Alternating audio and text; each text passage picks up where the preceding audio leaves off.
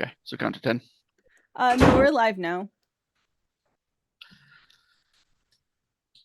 The court at City Hall has been something for Rosa that has been a definite source of growth in the sense that she's dealt with people of every stripe and every class in a way that her business as a fortune teller really never exposed her to. Um, she saw plenty of like peasant folk and stuff like that, but there is a certain type of person who is likely to go to a fortune teller to learn about their future, and the um the sheer number of like artists and merchants and like nobles and things like that that she'd never really had much experience with before has been educational. But the city hall this morning is different. People are not waiting in their lines with the same sort of patience that they showed earlier, the same respect that they showed to the institution of it, and in some ways to like Wilma for having done so for years. She's never really seen like the undertones of panic that are happening in the way that she's seeing it this morning. And at this point, she's probably been in session for about 2 hours, and people who have like taken numbers from previous days and returned and stuff like that seem to have completely forgotten about whatever their concerns were and want to know what is being done about plague, what is being done about sickness.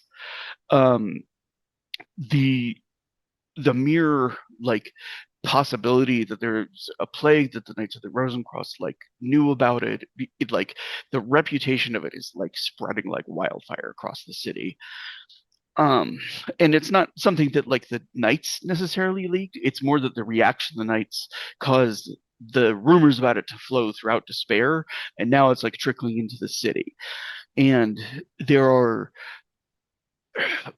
there are people like in shouting matches in front of her. Some of them that are like, we need to wall off the city. We need to make sure that nobody can get in.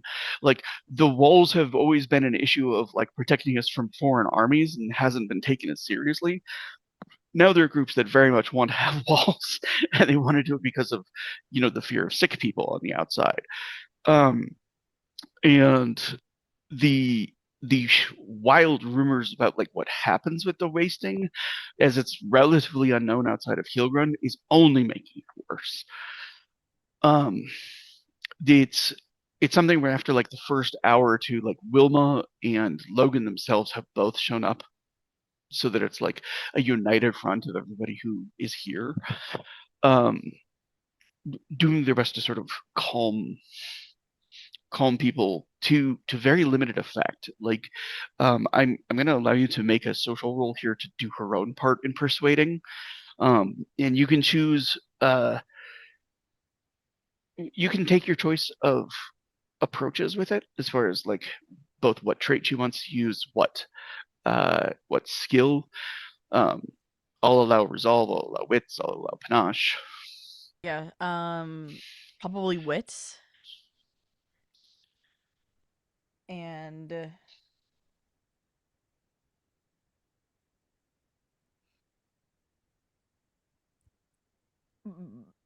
what are the type of people that are here right now? Mostly, are they commoners? So I would say commoners is going to have the widest reach. Using nobles is going to have the widest reach of those with the most influence. Does that make sense? She can really Mhm. sort of like gear it towards, like if she gears it towards the common people, she's trying to kind of spread it as far and as wide as she can. Of like, I need the people most likely to rabble rouse to not rabble rouse. if she's if she's pitching it towards like um merchants or nobles, it's or like artists or something like that, it's probably going to be more along the lines of like, I need you to step up and do your part to like encourage people to be calm. Does that make sense? To sort of empower them to like take more of a role in keeping the peace than in just like Yeah. abiding through it. Does that make sense? Yeah. So let me know your choice of trait, your choice of skill, and then like It will kind of the general approach that you want to take with it's it. gonna be wits and it's gonna be commoner. Okay. And you may add up to your, bear in mind, you can use your reputation in every scene. And I would suggest on this roll is it's going to be the kind of most critical for the outcome. So, Yeah. And I have a 31 reputation. So what? so she has 3 extra dice that she can roll as Okay. unkept dice. Uncapped. So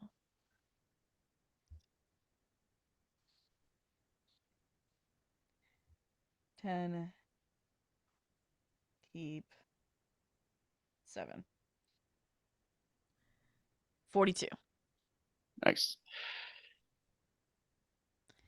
Uh, And she's just trying to basically speak to them, to the commoners. Uh, I know everyone is scared, but if we start pushing people out instead of bringing them in, it will only get worse. Help you help who help help those you can. And if you start to see someone sick, get someone's attention. um, the and she does a remarkable job in sort of calming the immediate level of, like, we're about to knock some shit over and light some things on fire level of growing panic. Does that make sense? Um, and Wilma, in her part, she steps up to speak to people. She kind of notes that, like, thus far they've had a limited number of cases. That those who've been sick have been taken by the Knights of the Rose Cross who are voluntarily sequestering themselves. But it's a lot of, like, uh, it is a lot of uh, giving them some information. But one of the things that Rosa recognizes in the moment is that they're not in a place that logic has gotten them into. And logic isn't going to get them out of it. Rosa's sort of more like base emotional appeal has had a more lasting impact. Um, and the crowd disperses. Um, Rosa had been called in on a sort of like emergency basis about it, like after, like, the meeting was sort of like still ongoing, and when Gav and Hans were like, uh, sorry, yeah, when Gav and Hans and Len were like doing their part, like investigating things and searching, she got called in to more immediately, like, speak to the crowds. Um, the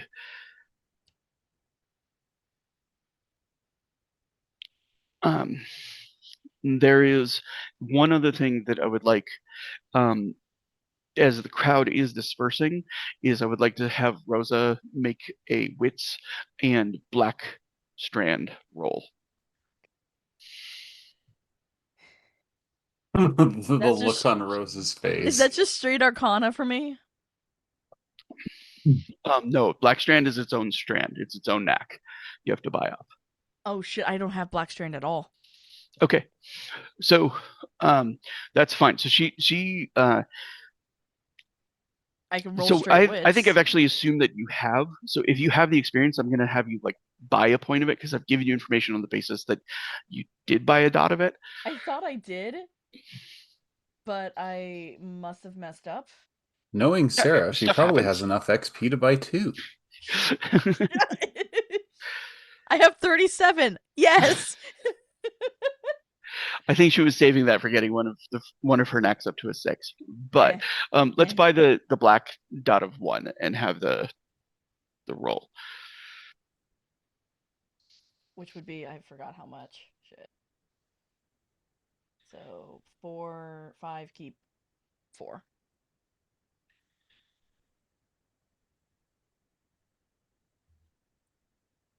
19. Okay, I'm also rolling something.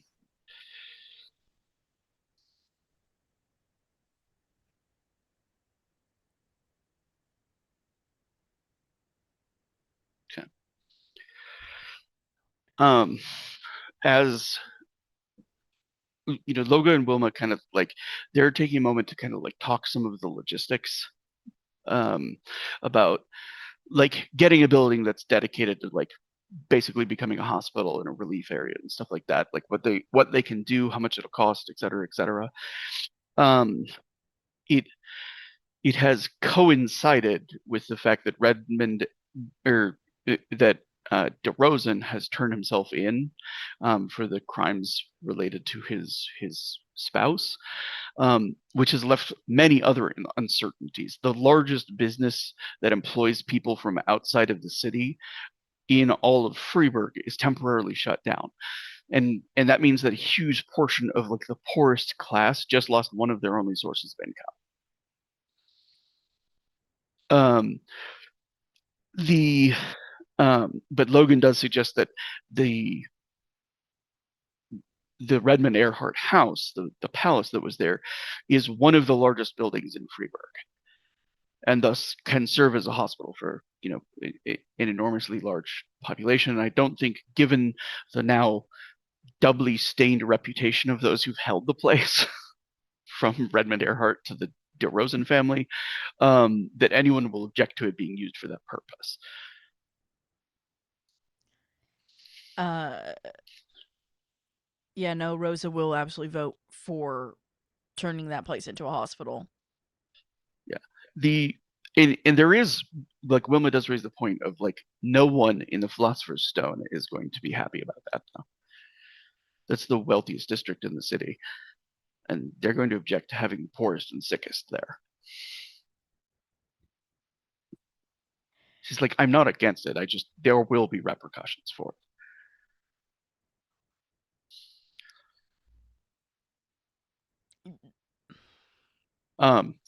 And Logan nods, and he's like, the politics of it aside, it is what we need to do. Agreed. It may not be popular, but it will save lives. Um, the and I did like that we had the world's smallest violin quartet there. It was fantastic. Of multiple different sizes as well. um, and as like they're kind of like wrapping up to like do the things that they need to do, Beatrice Caligari, who has not yet returned, it still needs to, but like I said, everything goes kind of happening fast. She steps out of the shadows, um, and she kind of moves to walk quietly next to Rosa, and she says, "Were you watching the crowd with your sortie, or?" I try not to, She in says worry it's an of understandable scaring precaution. them. An understandable precaution. I am used to lurking at the corners of rooms and not having any attention paid to me. There were dozens of death strands in the crowd.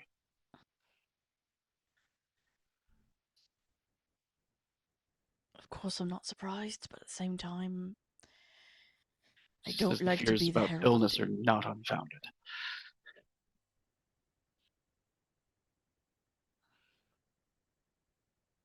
Alright, I need to bring this back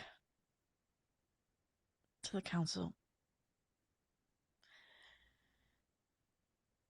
This is Um, going to be a very interesting conversation. she nods. She says, I need to return to Caligari Land soon. She says, I don't know how long I can go unnoticed in my absence, although I am part of the Tessitor, so interrupting and barging into my room is uh, not something anyone at the palace would be eager to do. See, understandable. Um, she says, would it be permissible to have a moment to speak with the young man? I believe his name was Hans. See, yes. She says, he bears a sword strand to me, and I have never met him.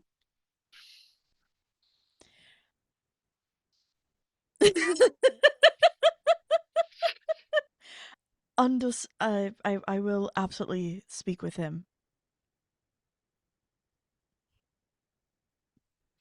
Um, I will where is she staying? Like, who's put her up and where? Would not be surprised. Would not be Is she being surprised. put up at the Sice to Sice place? Okay, I was gonna be like, if she's on Runa's couch, that's a full house. I think the Sice to Sice place is a little bit more like used to guests. Yeah. But Beatrice does kind of, she leans a little bit against Rosa and like squeezes her arm. Um, she says the young women at Honorane's home are lovely, but they keep trying to make me over. See, they enjoy giving makeovers quite a bit. She says that the color palettes they were suggesting for makeup would make me look a peacock. Not to mention the dresses that they were bringing out of their storage. I have had to wear Honoree's dresses on a couple of accounts, and I can say they are very ostentatious. Um, she You're speaking to it's two Vadachi women. Of course, they're gonna think you're ostentatious. um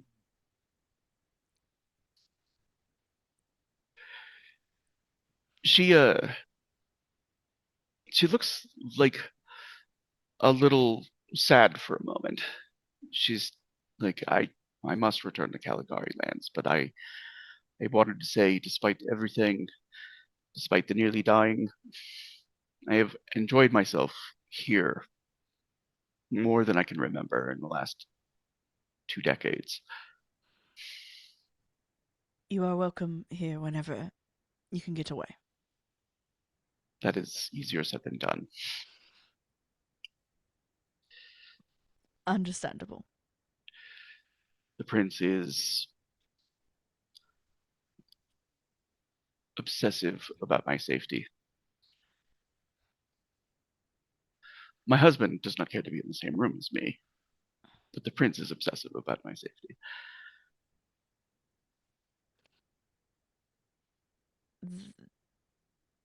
That is disheartening to hear.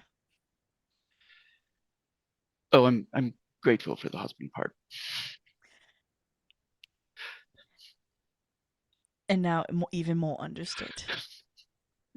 As there's just a knowing from Rosa of, oh, that type of Strega wedding. Got it.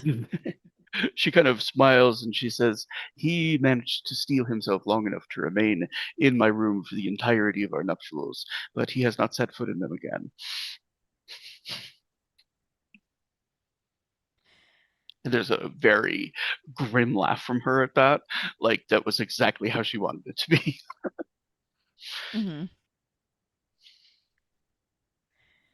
Because if I remember correctly, most Stregas end up in arranged marriages, correct?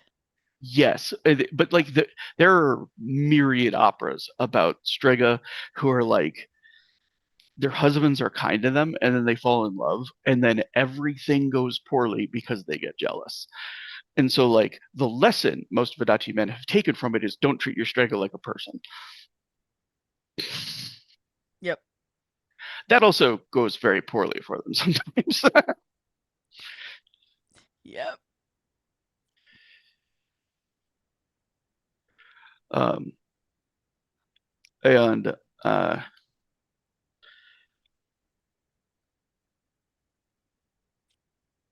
she just kind of squeezes Rose's arm once more and she says, I'm grateful for the trip here though. I am beyond appreciative of you coming and helping us. She smiles and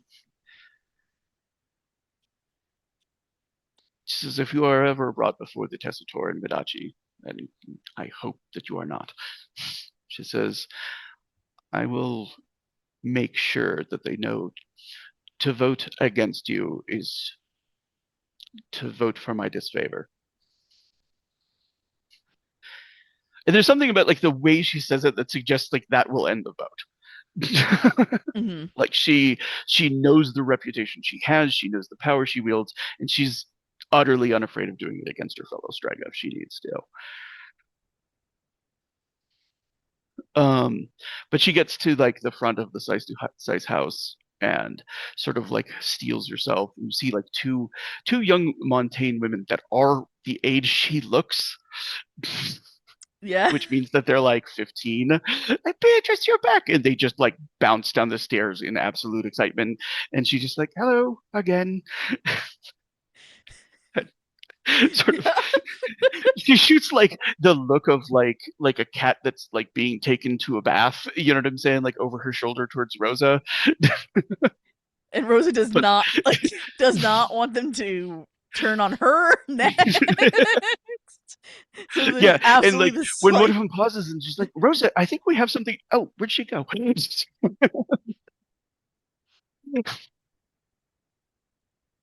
um And like Rosa she overhears him like, yeah, but we found the prettiest veil for her wedding. And next time. that means Rosa's walking away even faster. So where is she going? Is she going Back straight to like speaking to the council? I think it's kind of broken up at the moment because everybody's sort of like doing things in response to. Yeah. It's more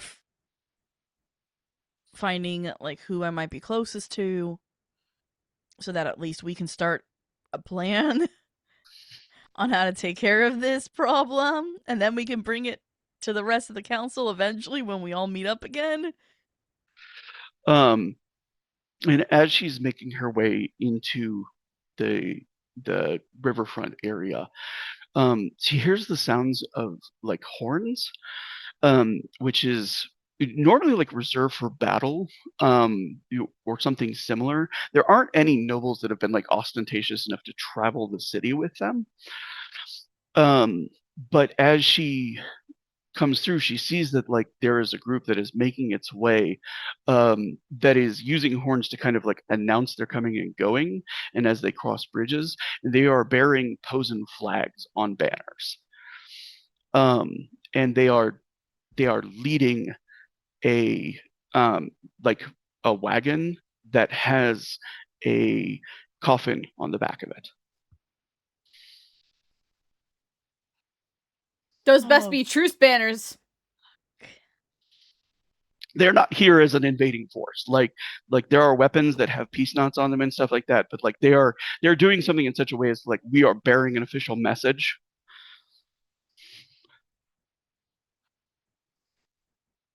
Yeah, this is a shit now. I gotta get the council together. Where's Gav's kid gang? I need them to get a message out. But with like a quick glance, she can guess that like the way that they're headed towards is towards the city hall. Like they're whatever message they're going towards, it's an official one in its capacity, and so this is a body that is being delivered to Wilma and Logan. But it's also going slowly because like wagons, horns, and a whole procession. So Yeah, it is find one of Gav's kid gangs so that they can get the message out that yeah, it doesn't take much to find one of the little like skeleton gloves, and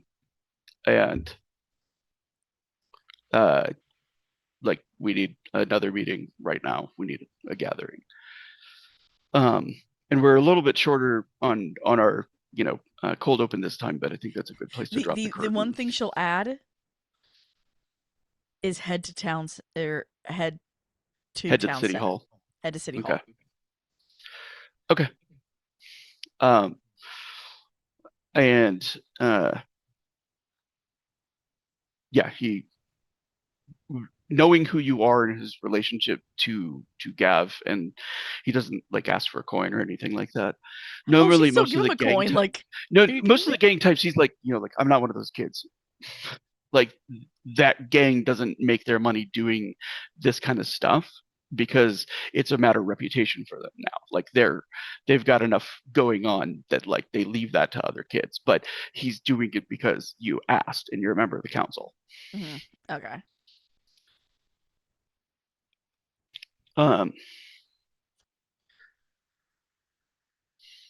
So, but yeah, as she kind of turns on her heels to head back towards the city hall. So we'll drop our curtain there. Thank you for the visual effects there, that Kyle. I do always hear the Wayne's World music whenever somebody does that. Thank you, everyone, and welcome to the Shadow of the Wachtturm. Our producer tonight is one of the moderators of Dirty 20 Gaming, the delightful and compassionate Gloriosa. Our lore master for the series is the beautiful and benevolent Syndra. Before we get started, I wanted to give a content warning. While the spirit of 7th Sea is swashbuckling adventure and shadowy intrigue, the story will deal with mature themes, including death, loss, suicide, and grief. Eisen, our setting, is recovering from a 30-year civil war over religious differences. It may get dark sometimes, and there's no shame in bowing out if it's not a place your head can go at the moment.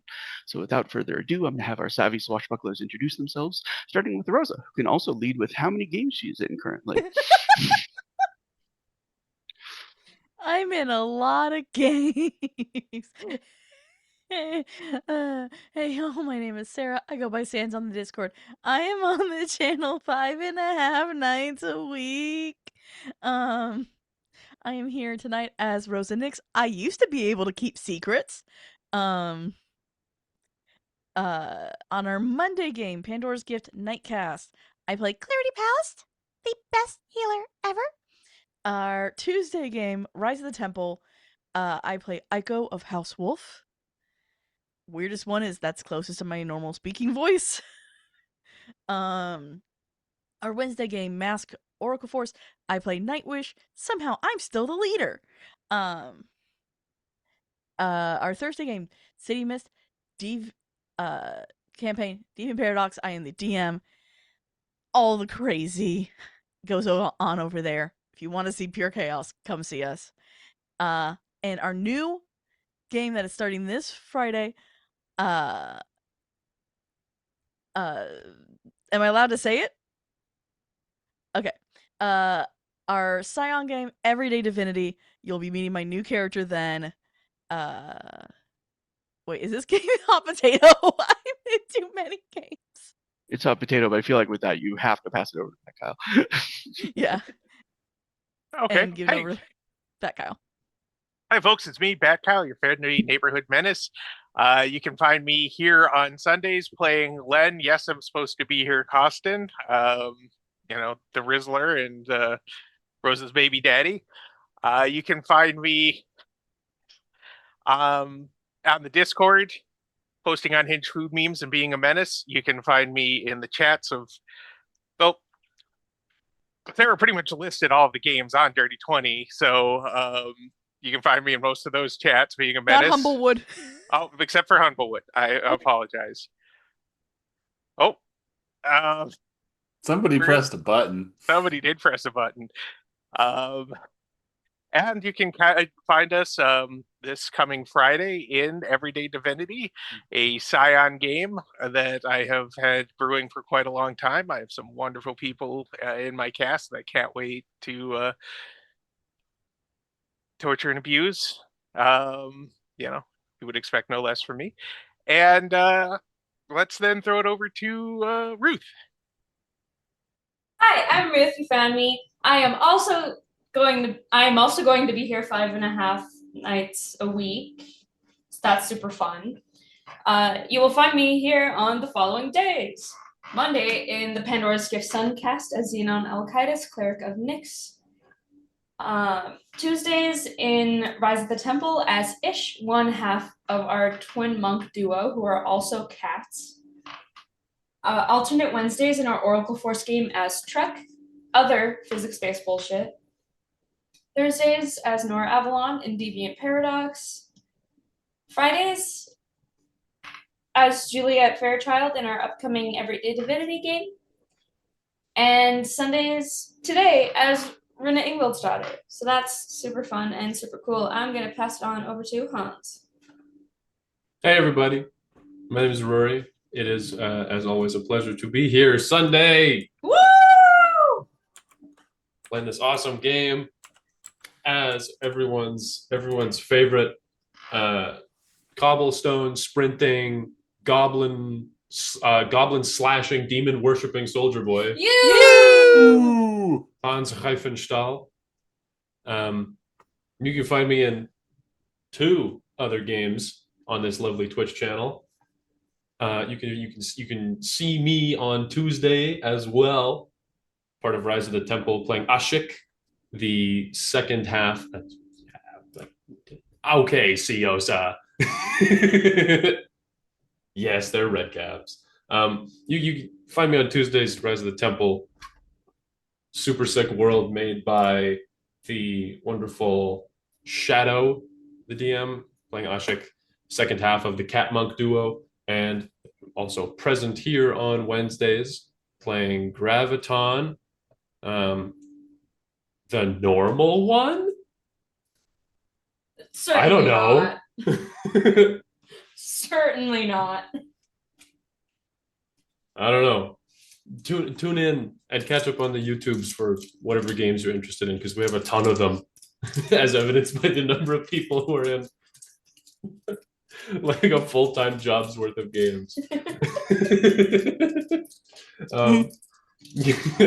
That all aside, the cool things are happening because I'm working on stuff and I'm like finally downloading more Blender things to actually start making things. So maybe I'll have something cool to announce soon. I don't know.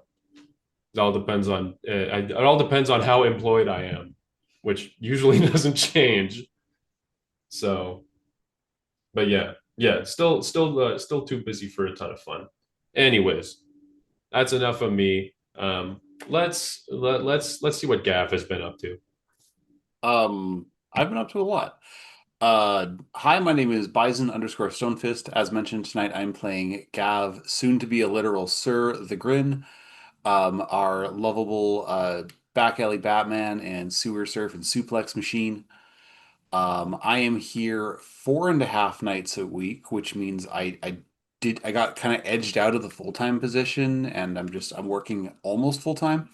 I'm in the Pandora's Gift Suncast as Bofades Caridia, our humble servant of Hephaestus.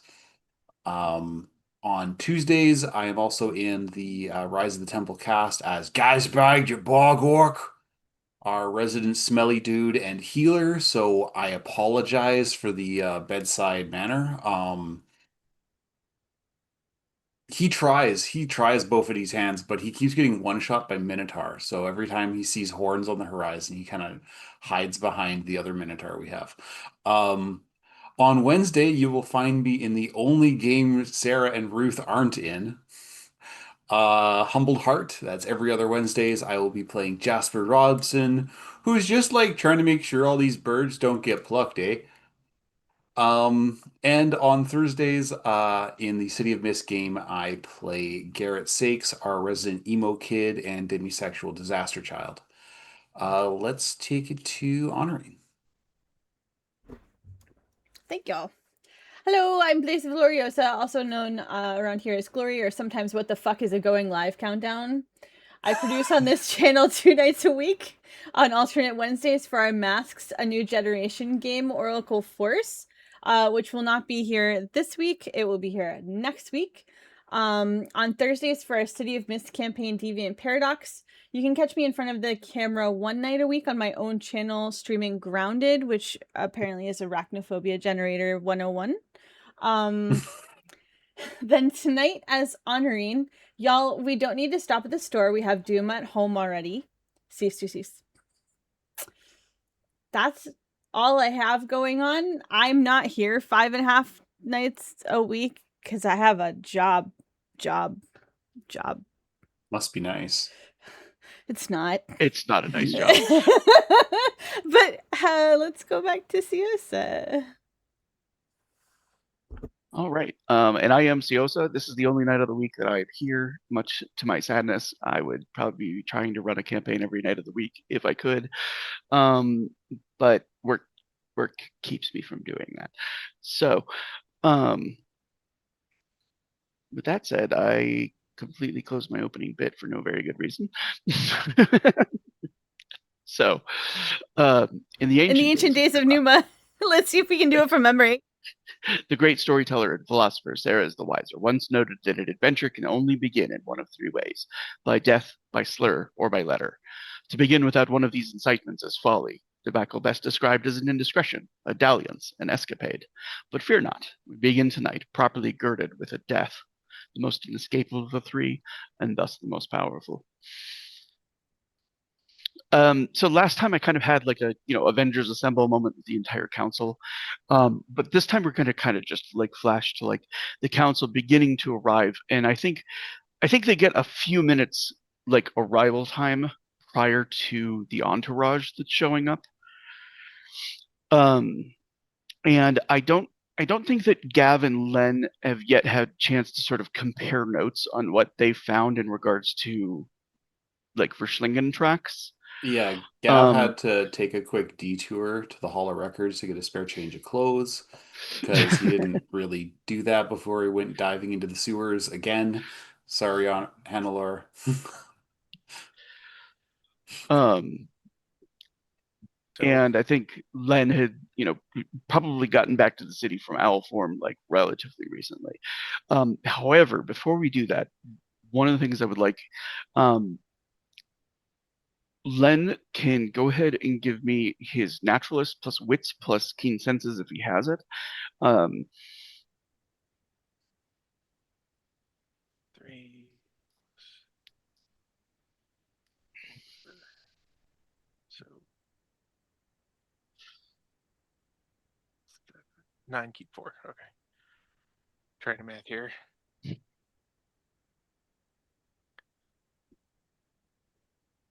Forty. all There's right. explosions. Yeah, yes, that's a good roll. So, with how well that went, I'm going to give you a little bit more information than I did last time, on the assumption that Len was like trying to narrow down like was one of these tracks from like the Verschlingen that we knew about before, et cetera, et Yeah. cetera. Yeah. Um, and so I believe I described that he found like 4 new tracks, right? Tracks. Yep. I've got that. Okay.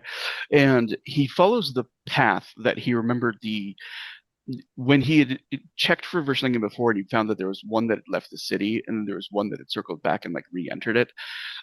He follows the path in its entirety to the one that left the city and found that it goes into Posen lands. What he finds there on his kind of like trip into it, I imagine a little more cautious, even though he knows he's just an owl to them and not, an enemy of the state. Well, he's also kind of an enemy to the state, whether they know it or not. Posen seems like the one to be like, shoot down any strange owl. She has not yet made that call. Oh, okay. But what he does find is that he gets as he goes in the direction that the Verschlingen was heading, he sees something which is familiar. And as he kind of like alights and comes down on like one of the treetops, there's a tree that is nearly identical to the one that is growing in Feinhardt inside of Posen's lands. The Verschlingen that came here to Posen's land was killed already. Huh. But that leaves 3 younglings that appear to. It still leaves 4. He was ruling out the previous one that was like had arrived at the same time as the sewers, and tracking that path mostly by memory, right, to see if like they were maybe. And it looks like the new Verschlingen, none of them headed this way. Okay. So now that means they can still have gone into Posen lands, but they weren't specifically following this track. Does that make sense? Yeah. But there's like a full ass like tree, like similar to the one that's in Feinhardt, but it's in the middle of a swamp here in Posen lands. Huh. Okay. Collecting snow and. All right. So we've got still 4 unaccounted for Verschlingen, but one that would be bigger, older, and more dangerous than them has already been killed. probably does. Can I see what killed it? Does it look like heavy cannon fire in the area, or There's no sign of artillery or anything around it. But with a little bit of snooping with the 40 on his roll, he finds the body of the thing, or at least like the skeleton that has like remained of it. Oh wait, no, that whole body turns into a tree, so there's no. Yeah. Like, yeah, there's nothing of that kind. There's no artillery marks. There's no signs that like the area was shelled or anything like that. So likely it was people fighting it. but no, man, they didn't leave any bodies behind. It probably looks like Another search around, kind of like in search of like mass graves or anything like that. Like if Posen threw an army at it, he doesn't find any of that. huh. Wonder if Toria gave somebody some blood and just didn't tell us. Well, we'll talk about that when I get back. But so no graves, no artillery, just a mysteriously dead Verschlingen. And no sign of the other four. At least not If you're following willing to his be a path. little bit late to the meeting, I will let you make one more roll. Yeah, for this, he would definitely be late for the meeting.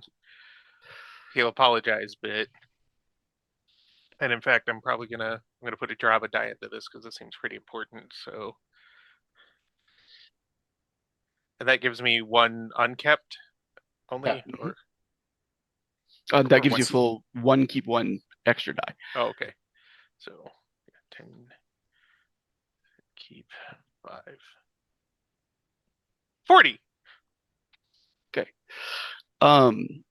The nearest village is kind of like where he's expecting that there will be like tails or something, right? Like they would have handled body disposal, they would have been the ones tasked to whatever.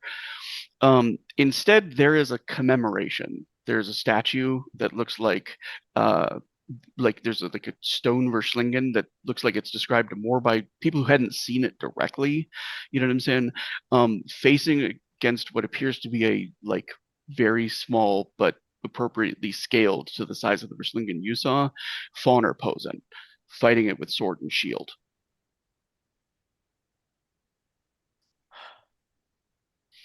No, Her Len's country like, invented the monster hunting school. they did, but Len is like, I know what they can do, and even with a full set of Dracheneisen, she probably used the laser cannon. It would be difficult to get in here. It's possible. He just doesn't want to give Posen any credit. It's fair. But yeah, so he sees that. He's like, oh, of course, fucking course. All right, well, and heading back. He might actually. He's gonna. Since nobody's around to see it, he's gonna poop on Bonner Posen. He's gonna swoop by as an owl, drop a load, and then keep going. Dive bomb. I Stealth won't make you bomber. make a roll for that.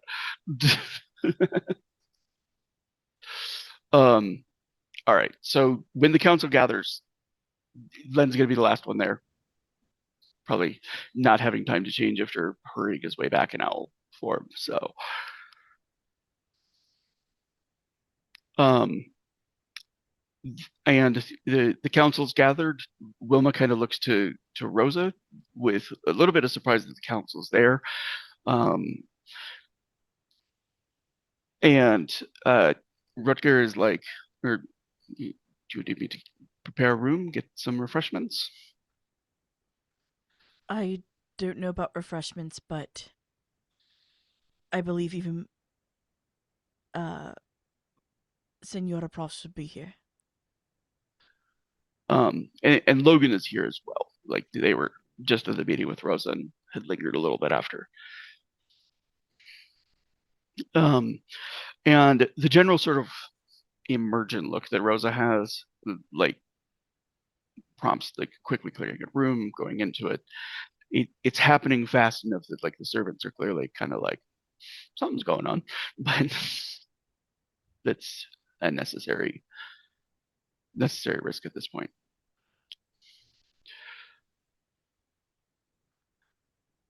So the others come in. We'll assume that Arthur and Gerard are busy with their own things at the moment. Gerard, has a whole district to take care of. So pops in at the end as everybody's getting settled. Sorry.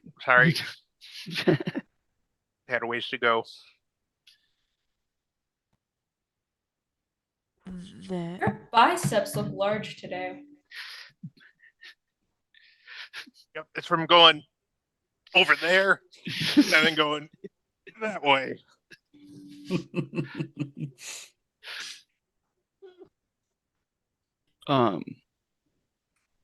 So if Well, we all have we seen the procession coming into the city, or is it like something that the news needs to be broken about, or like that's I why think we're if all you were here, coming right? from the riverfront area or Drakennest, you probably would have seen it.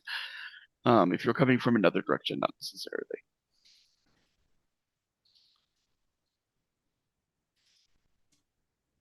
Then she just kind of comes out and says it. There is a Posen brigade on its way with a body.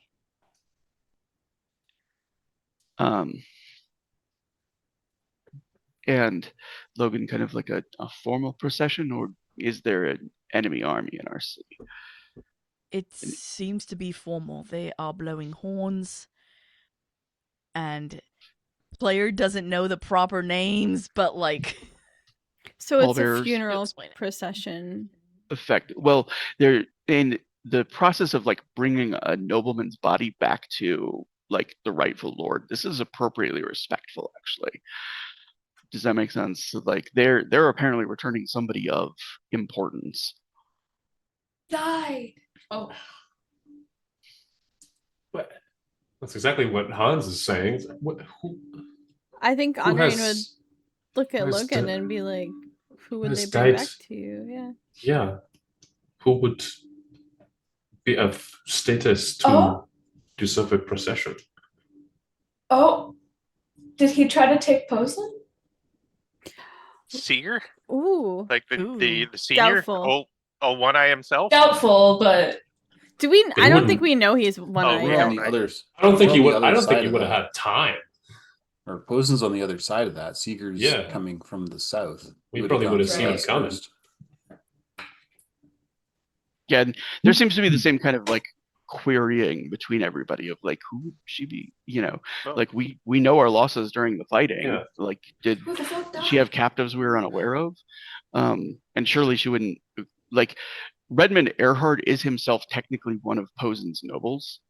Does that make sense? That's so like she wouldn't feel obligated to return him even though his property was here in the city. If he had died.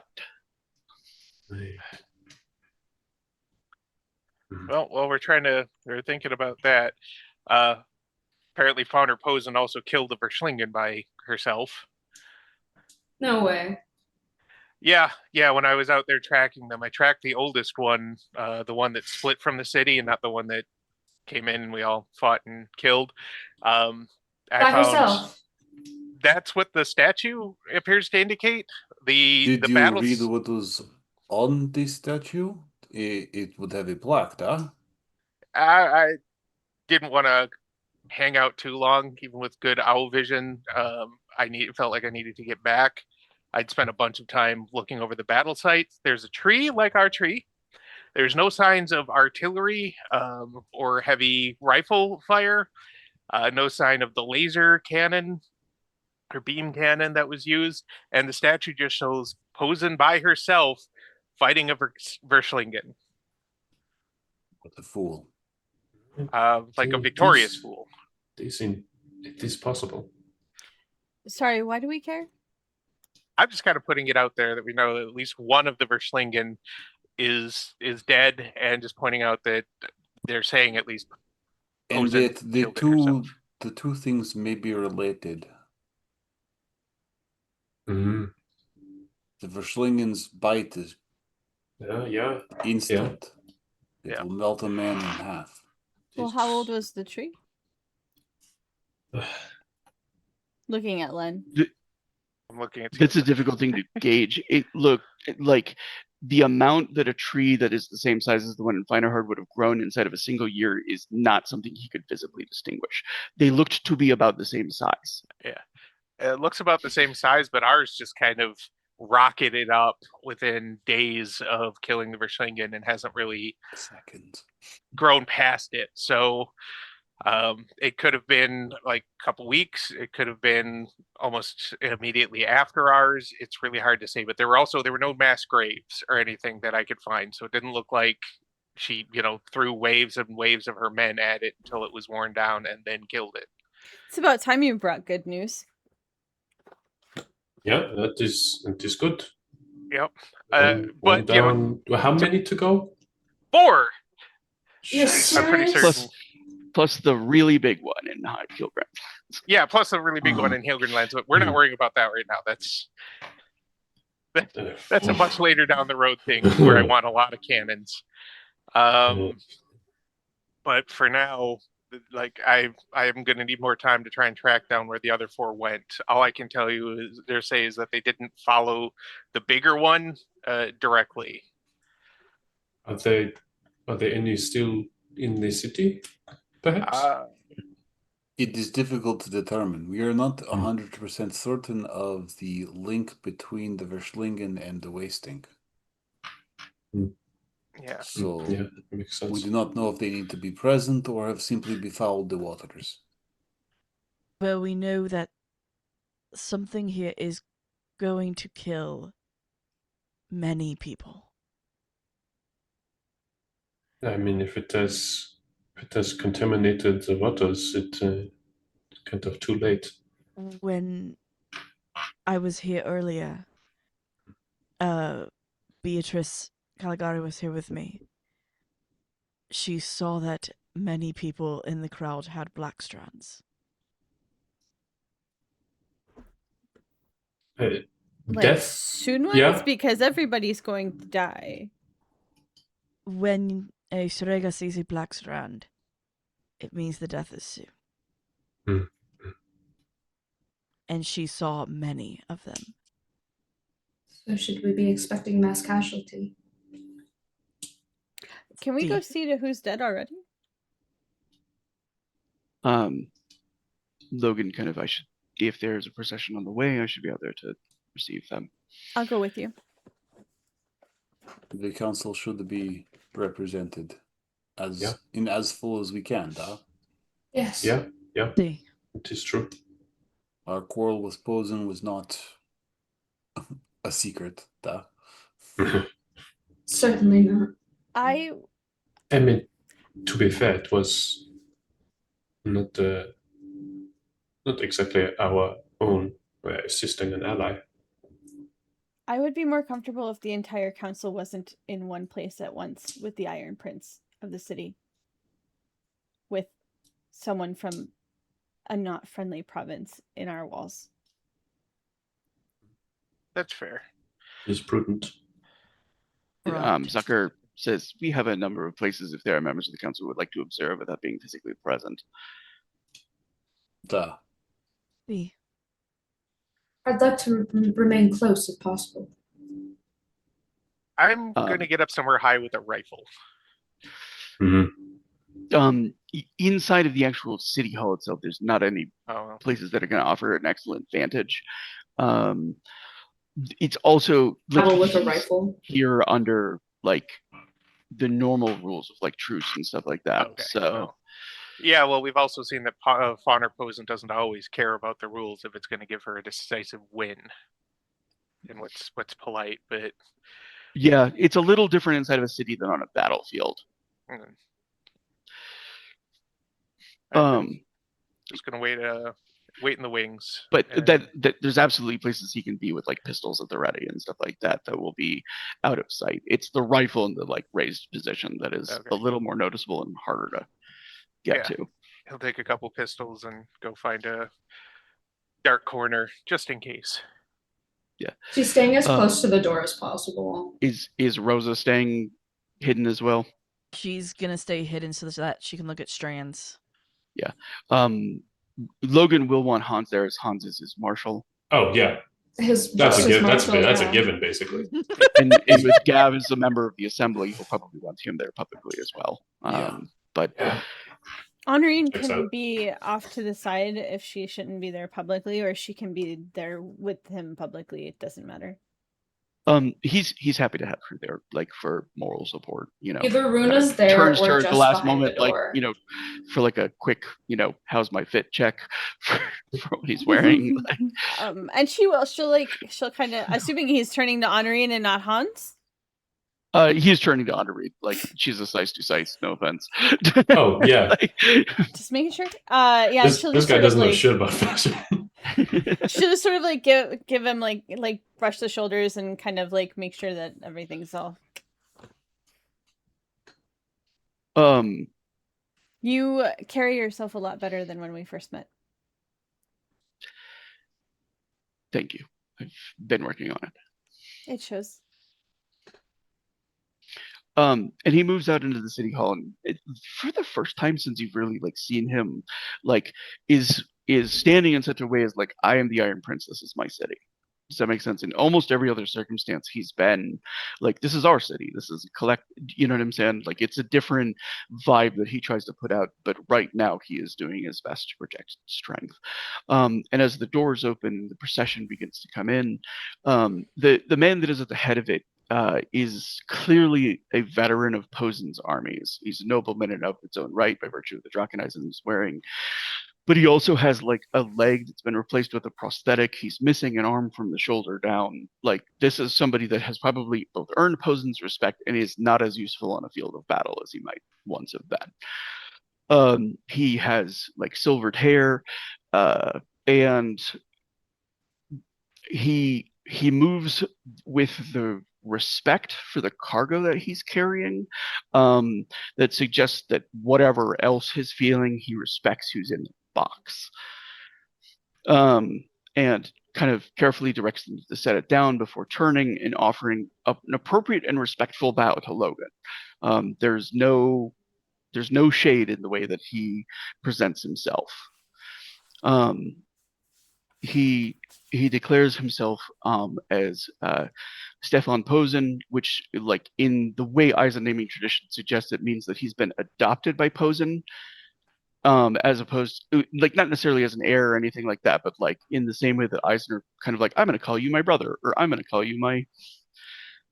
He's earned that respect. He's probably a noble of his own right and his own family, but the choice to introduce him that way suggests that it's like he considers it a higher honor. Does that make sense? And he says, and Logan, it returns with a formal greeting. I am Logan Seeger, the Iron Koenig of the Freiburg Königreich. You've come under Posen's banner in a time of war, but your peaceful intentions are noted, and you will be treated as an envoy.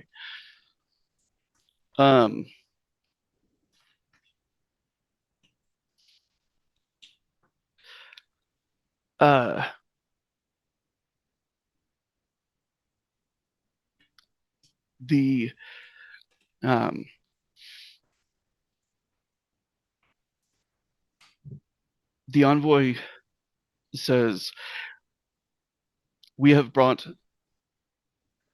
a body to your lands in hopes that you have someone who can identify it. My Koenig believes that she knows the identity of it, but she would like a second confirmation. And he kind of gestures to like open the casket. And Hans instantly recognizes General Strauss. Oh, fuck. Of course it's Strauss. Shit. He says, and he, like, with the recognition in the eyes, like there was clearly like a little bit of like they expected this person to be recognized, but he's kind of taking note of who recognizes him. And he says the Koenig believes this to be a man long believed to be dead, General Strauss, the high commander of Imperator Riefenstahl's armies. He was, in his last moments, a rank assassin, attempting to assassinate the Koenig in the dead of night, an assassination attempt that she survived. The blows to his body are those that she has inflicted.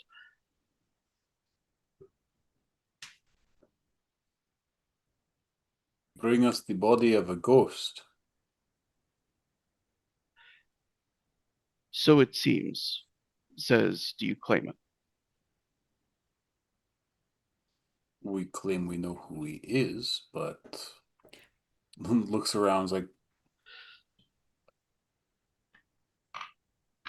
we can I give cannot- him a proper burial, and she glances at Logan. And kind Logan of. says, he says, we instructed no one to make an assassination attempt upon von Posen. It is not the course of. We have faced her openly and fairly on the field of battle. There were questions as to the integrity of the manner in which that battle opened, but we have chosen not to press it. And he says, and in kind, von Posen will not press the matter of who sent an assassin after her.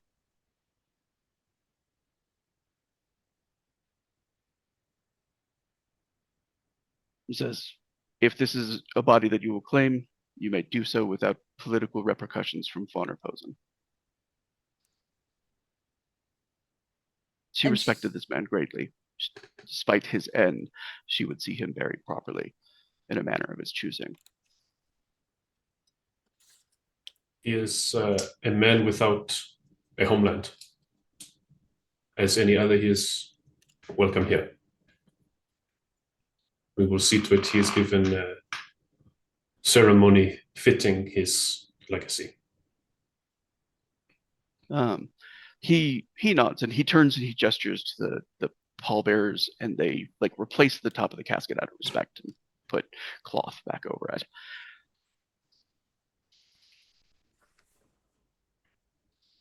He says, I have also been authorized to discuss the cessation of hostilities between von Posen and Freiburg, if you are willing to do so. Good.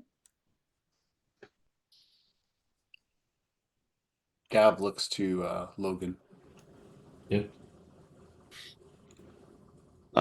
Logan says, I would be interested in hearing Posen's demands. And he nods in response.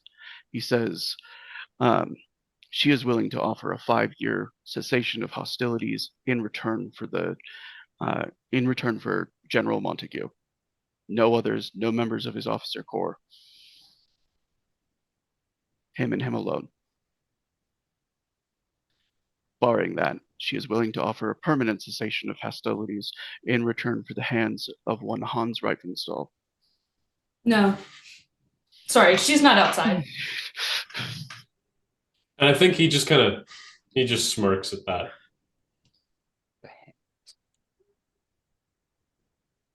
Is there a particular reason she wants his hands?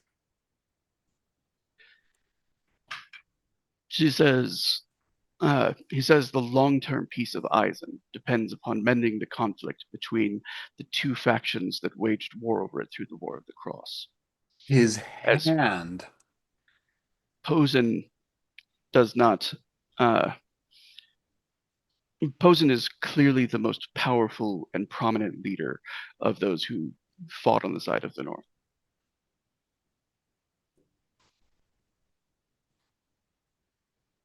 Hans Reifenstahl,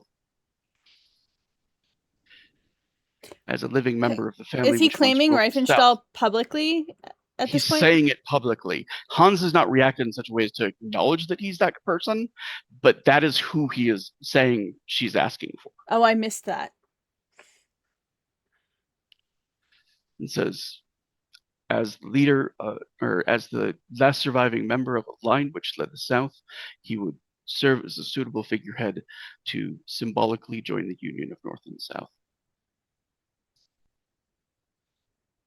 So, it would also clearly give her children direct line of succession to Emperor. I took it she doesn't literally mean like she wants his hands like cut off and delivered to her. She wants him to marry her. Right. Okay. Mm-hmm.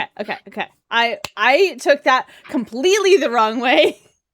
which Because has normally like you'd been say like a he traditional wants thing in the a hand, resolution of like which not has both been a traditional hands. thing in the resolution of uh conflicts between nobles. Like normally a marriage between lesser members of a house is like a normal thing. No, I just completely had a blonde moment and was like, why does she want him to cut off his hands? Like, what? Yeah. Excuse, what did he do to her? I mean, came back from the dead, to be fair. I'd imagine she was kind of pissed about that.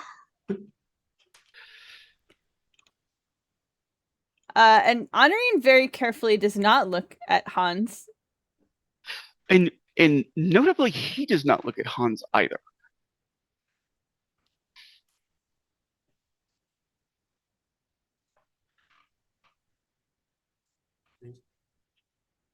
Gestures to the Koenig.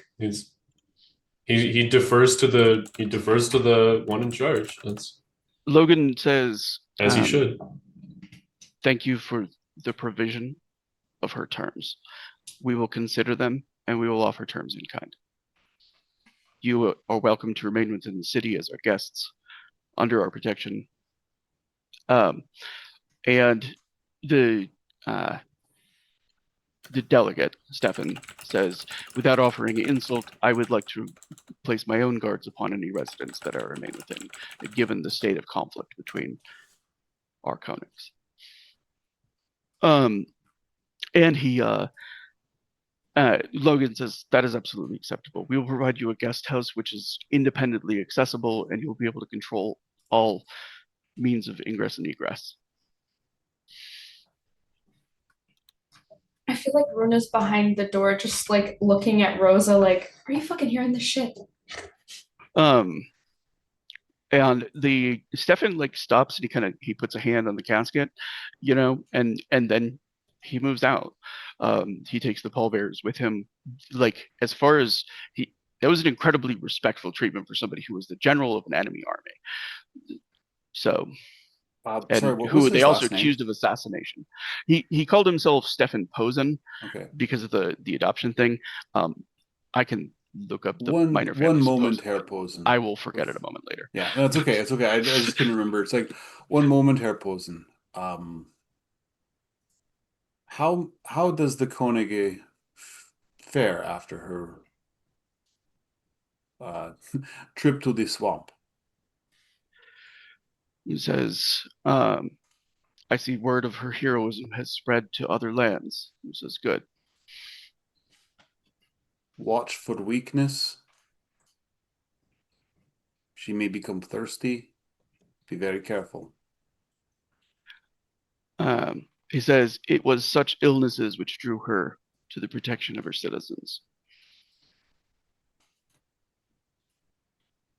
I'm saying for her sake, so she does not suffer such a fate. Be careful. He says, "We will always be careful where her health is concerned, but the creature has been dead a month now, and she has just shown no signs of illness yet." Good.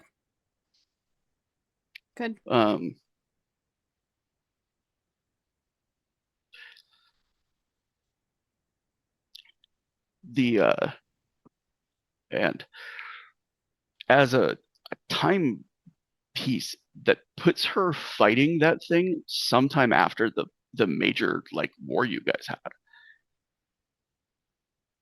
Yeah. Like she lost and went and stomped that thing.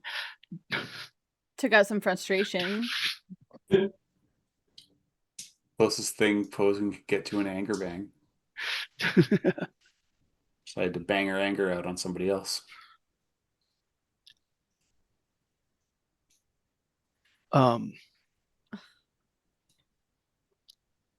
They depart after that, and Logan kind of, stops putting on the show of strong shoulders and posture and everything. He's like, how could they possibly have known about?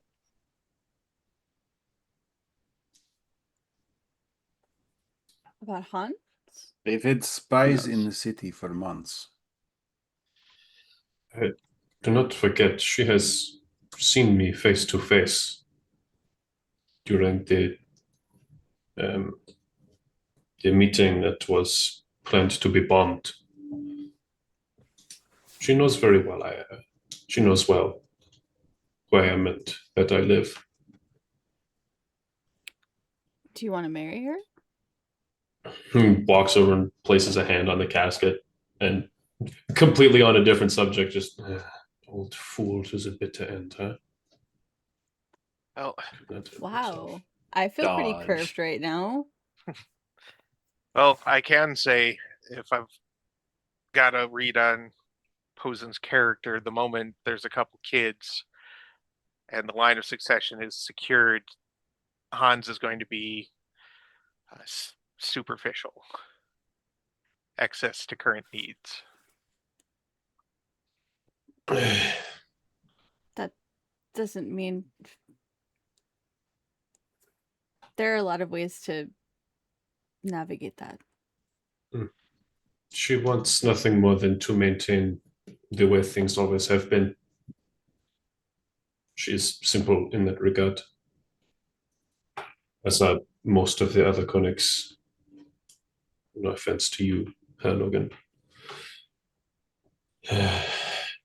Logan says, when all of the Koenigs came to the city, you met with her, did you not? Yeah. I think each of us chose a Koenig to have as our kind of. Do you think she knew who you were then? Oh, she would. If she had forgotten about me until then, she would have memories would have been refreshed at that point.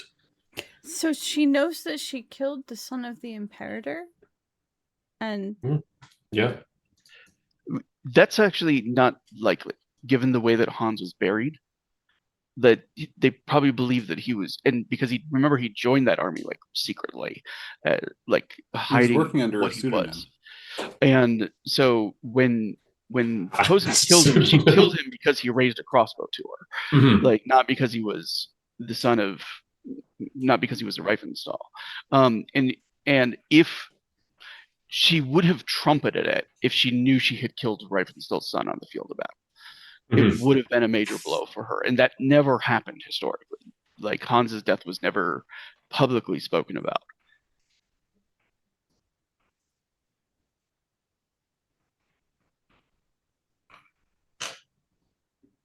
So she didn't know who he was at the time that she killed him, but apparently she knows a Reifenstahl or an heir is in the city now.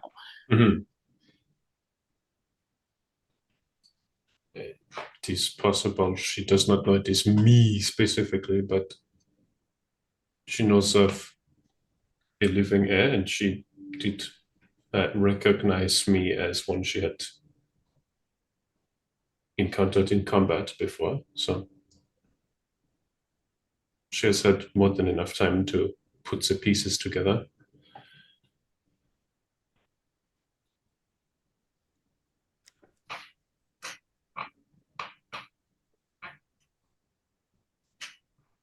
I mean, it's not a bad resolution.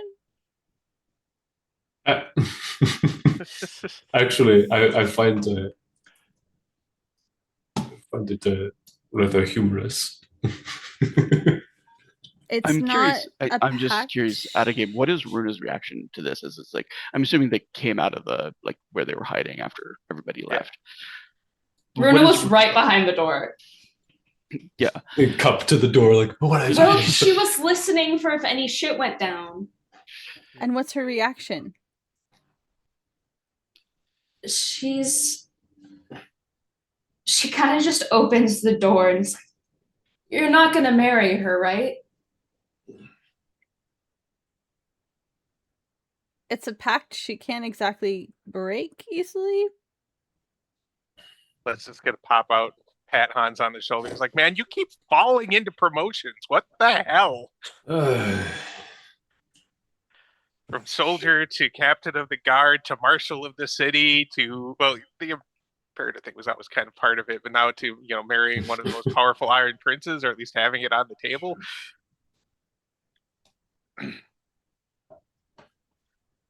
A woman who tried to have you killed. That's politics. To be fair, I shot first. Also, after you've fulfilled your purpose to her, what Hans, not makes first. Yeah, I was just thinking that. I didn't hear what Len said. Hans Shot first. Oh, You're all a bunch of nerds. Oh, your Greedo wasn't a bitch. yeah, that's getting a drama die. Great. I've made my best contribution. I can retire from the channel, guys. Yeah. I don't think it's getting any better than that. Fuck's sakes. But back to what is so like, is Runa having like a physical reaction? Like, is it the idea of like Hans being forced to marry, or is she still like kind of attracted to Posen herself? I'm just kind of curious what's driving. She's uneasy about the situation. Like, first of all, she's clued into the fact that Hans does not like women. And that it's doesn't also like really factor into it. No, I know, but it's just an awful situation for him to be put in. And Runa's mad about it. It's not that bad. Yeah, it's not that bad considering what the other options could be. He is a Reifenstahl. He would be marrying probably the person who would be best able to protect him and his sister. Also, keep in mind, Runa grew up in different politics. Oh, yeah. So it's kind of crazy to her. Look, I know where you come from. They just throw axes at each other, and if they live, they're married. That's great. But here, things get a little swiffier. And people do these things because it'll save a lot of lives. We don't think this is also a plot to get close to Hans to kill him. That's what I was saying. Was entirely not without likely, risks. Yeah. But declaring himself in the first place carries a lot of risks. Yeah. And most of them have knives.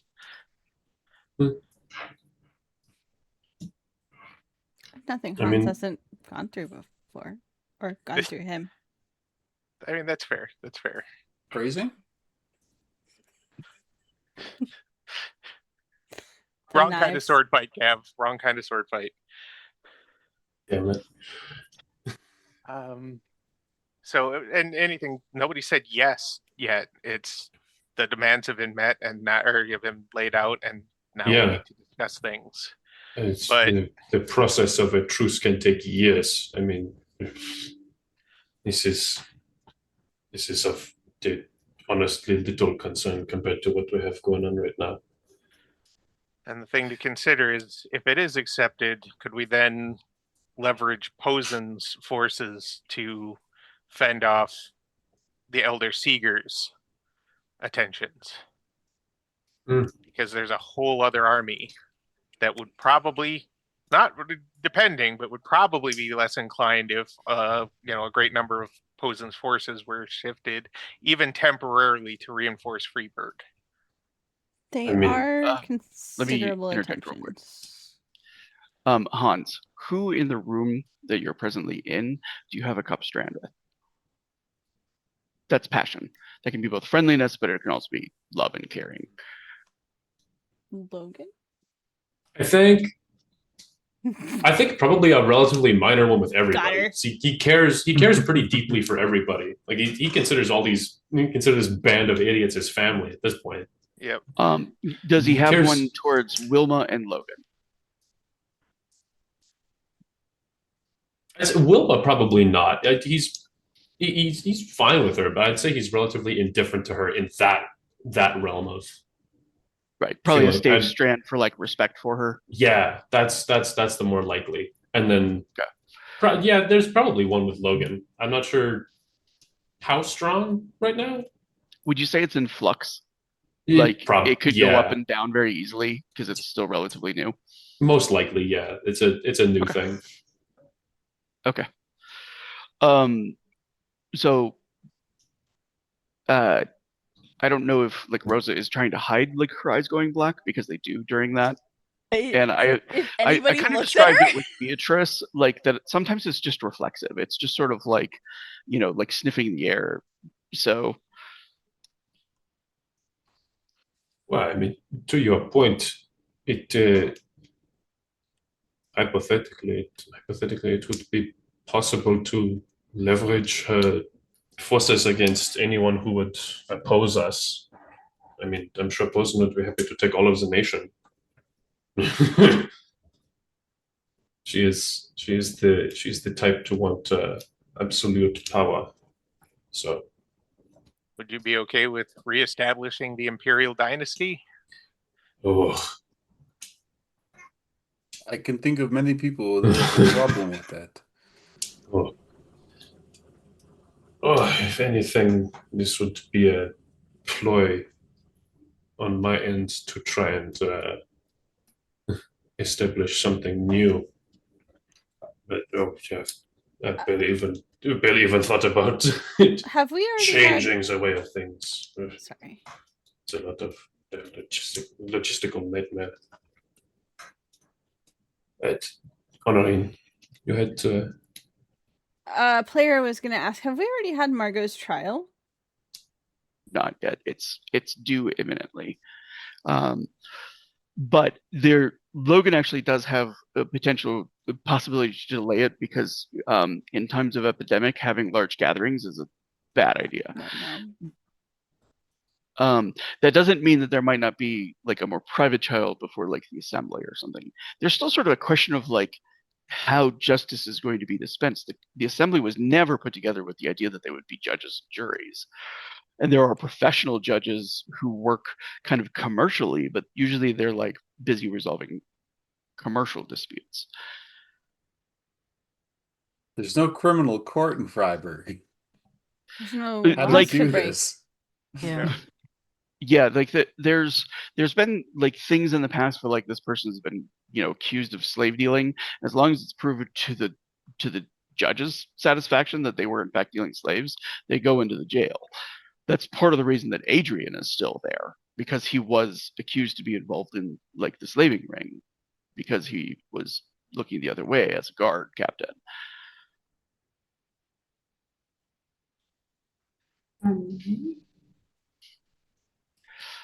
Um,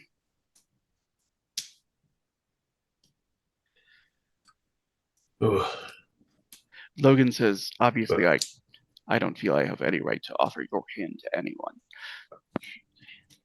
He says, but you also don't sound fully opposed to the idea. I think that if anything, this is Posen's way of simply drawing me out. I don't think she cares. A rumor.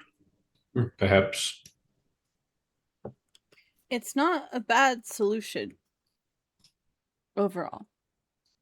If she intends it as a legitimate offer, it is not the worst outcome. You're the least decisive monarch I've ever met in my life. I've not had to do this yet. Blame my father. You can't have two characters with daddy issues.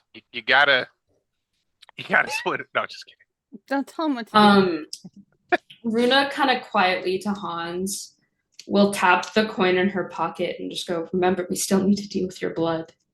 Just like very quietly to him.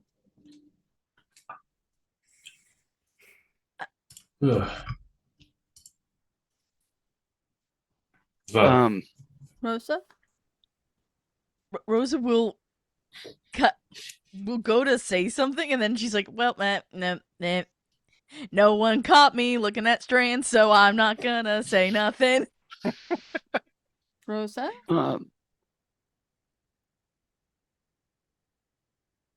Hans, and this is coming from the person who was literally raised not to. Follow your heart. Oh, for fuck's sake.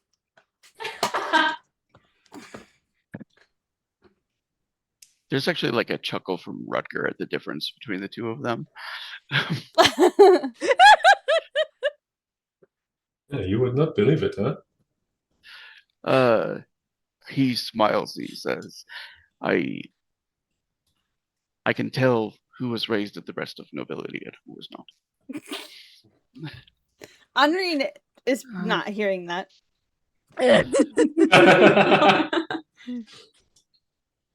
Ugh. Ow. Sorry, I bit Well. my cheek.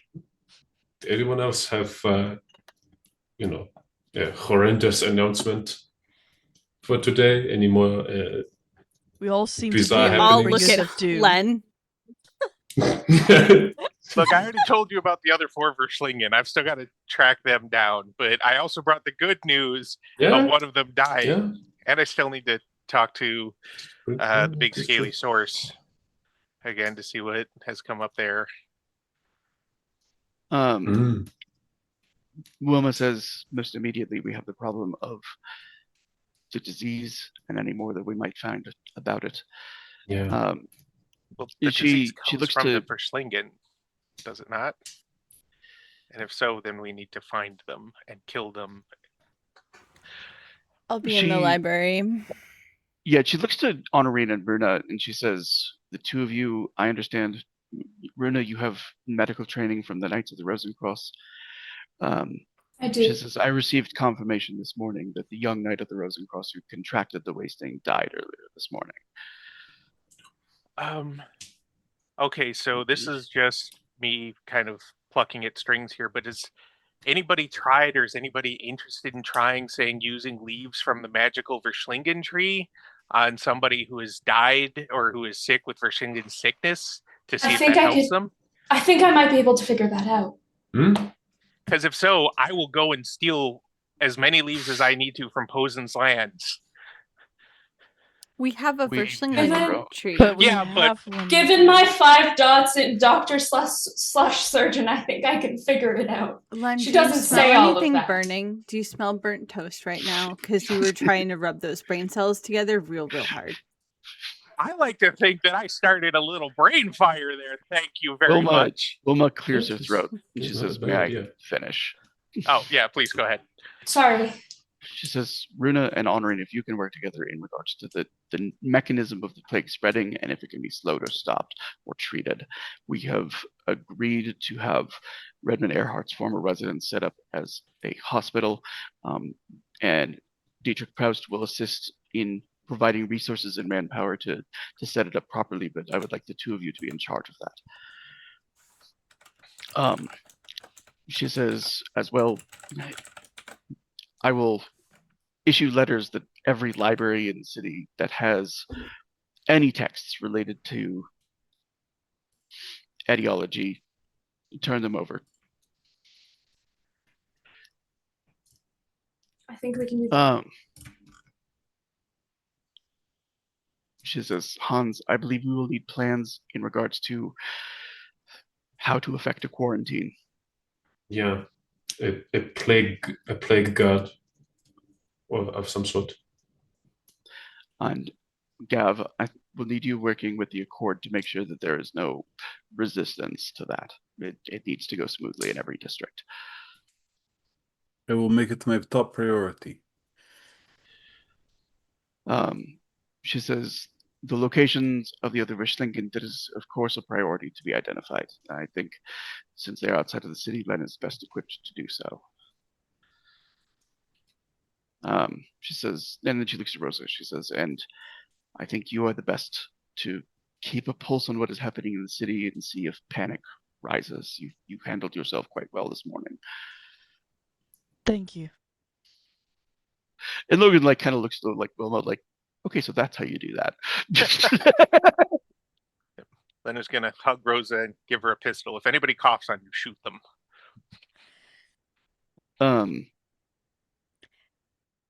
She hates guns. She doesn't know how to use them. She's never shot one well in her life. No. We'll work on that.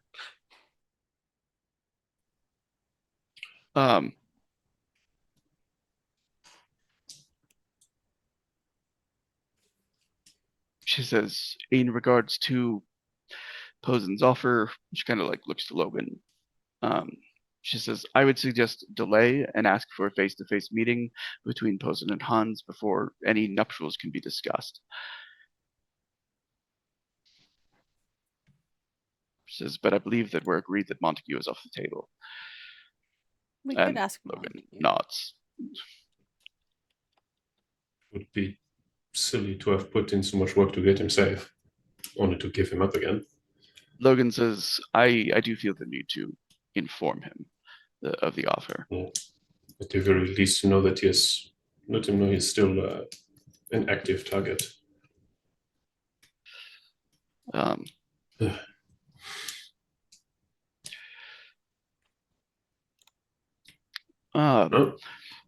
he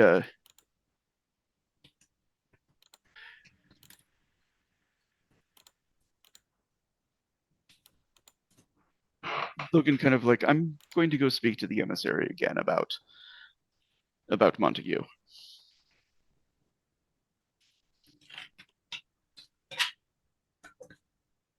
I assume that in general, Logan has been filled in about like the degree of chaos going in Montaigne, if not the particular details about like Porte Magic going batshit nuts and whatnot. But like the fact that the capital has basically fallen and the Emperor's in hiding and all that.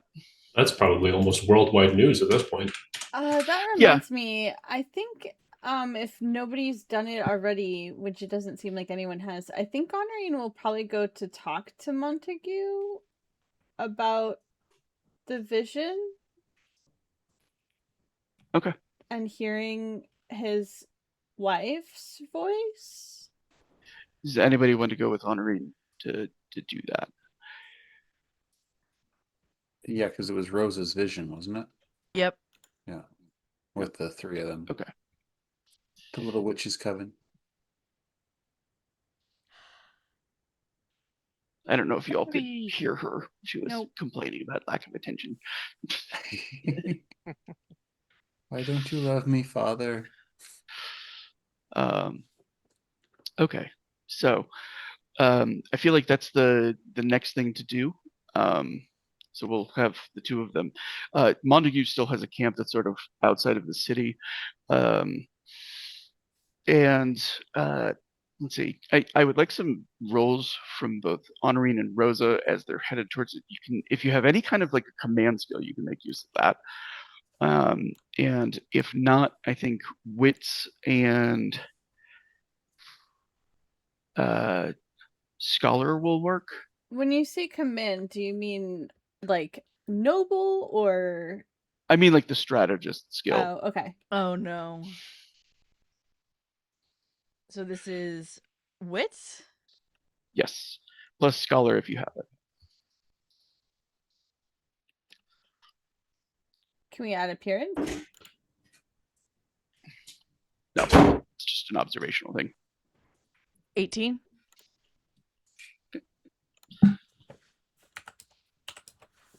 $32. So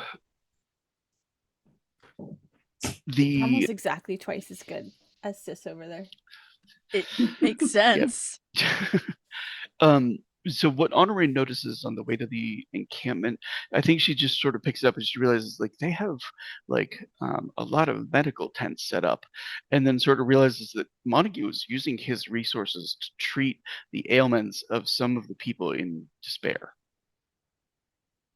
which means that his own camp might well be infected as well.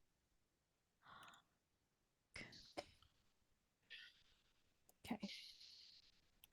That makes complete sense as to why Honorine would notice, not She's Rosa. gonna kind of very lightly nudge Rosa with her elbow and kind of be like, don't drink the water.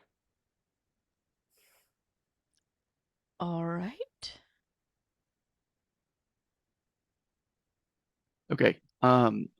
And I would like a second roll from Honorine and Rosa as they're like brought in and admitted. Same thing? Yes. Doctor will also work here if you have it. Sorry, 22. 34. Okay. Anything you can do, I can do better.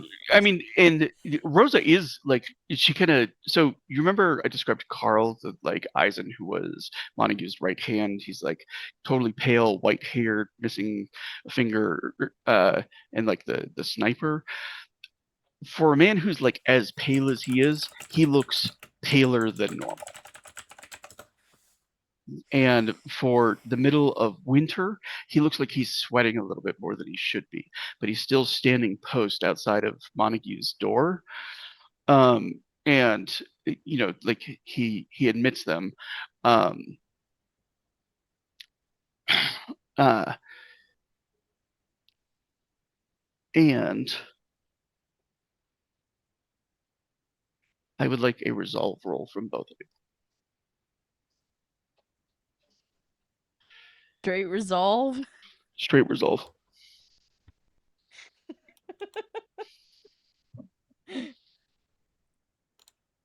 19. What?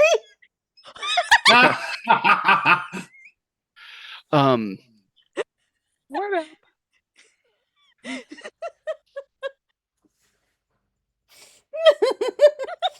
And I even have a lower resolve. You do. Okay, I'm just making a note real quick. Honoring the dice are telling the story, y'all. Rosa's been busy, okay? She's out of her depth when it comes How- to How Montague. far Pregnancy is brain. how far is she showing at this point? Like, is she like waddling her way up to this camp? I think she's showing a little bit, but I don't think she's like. I think she's like mid second trimester. Like baby probably due for like spring birth, right? So okay. The in Montague, he shows some similar signs to what it looks like Carl was, but that he looks paler than normal. He looks like he's sweating a little bit harder, like the room is a little bit too hot, despite the fact that it's winter and there's fire going to keep it chill. He says, if you'll pardon me, he says, I'm going to remain over here and avoid some normal formalities. I'm a little under the weather, and with everything happening, I'm concerned it may be worse.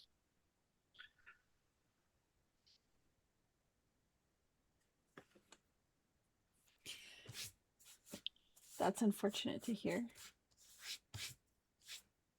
He kind of smiles. He says, it's the soldier's life. He says, being slain by bullets. He says, plague was a constant enemy for us in Castile, in Usura as well.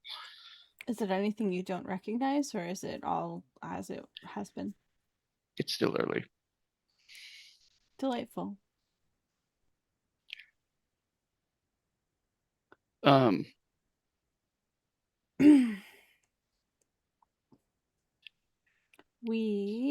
yeah, the quick correction. I had been misspeaking. I was calling him Rutger. The manservant is Zucker. He's the one his name means sweet. So I thought you were talking about. Yeah, I just misnamed him. Gloria had my back. So, assuming Rosa isn't going to take the lead on this conversation. She's not quite sure how to do this and give the bad news of, hey, y'all might have the wasting disease. Hey. She's Your not wife generally might a also be, who knows? Yeah. We came to check in on your camp to see how you're faring. There's been some... It's just been a winter.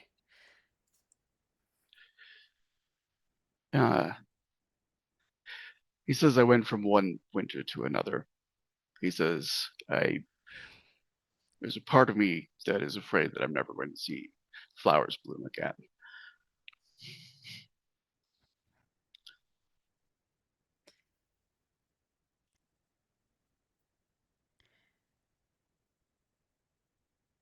And Honorine is visibly tempted to like offer a like, oh, I'm sure it'll be fine. But she's been in Freeburg for too long for that. So she just sort of lets the moment hang for a moment and then moves on. We came to bring a few pieces of news. First of all,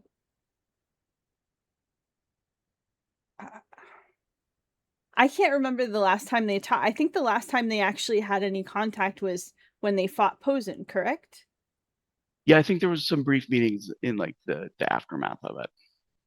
Has your army recovered reasonably well from the fight, the battle? He says, honestly, we've had the first real length of time to recover since we first entered into Usura. He says, I have men that are getting back on their feet. He says that haven't been able to fight since the first city we sacked. Good. Chances are good that you'll need them, knowing everything. They are good. He says, some will never be back to fighting condition, he says, but we will return them to Montaigne regardless. Have you heard anything from Montaigne?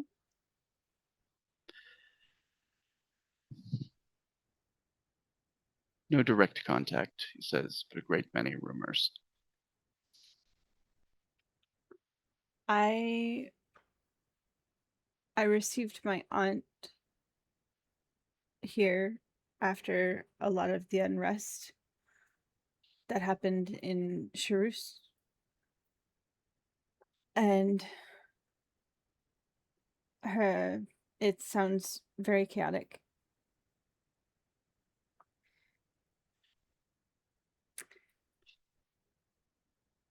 I don't know if you've heard anything of your wife.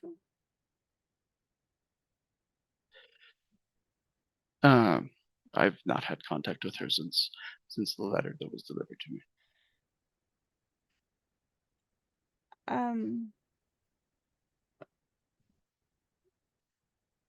I have information of a vision, and I'm not sure how much stock you put by those things.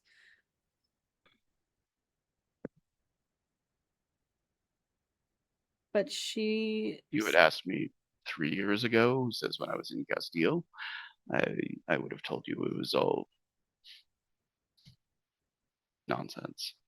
Says after fighting in Usura, my views are a little different. It seems she probably yet still lives, as far as we know. There was a vision of her arguing in the palace. It's possible that some of the chaos was brought on by her. I know she was imprisoned for a while, and so it may have been part of to get free.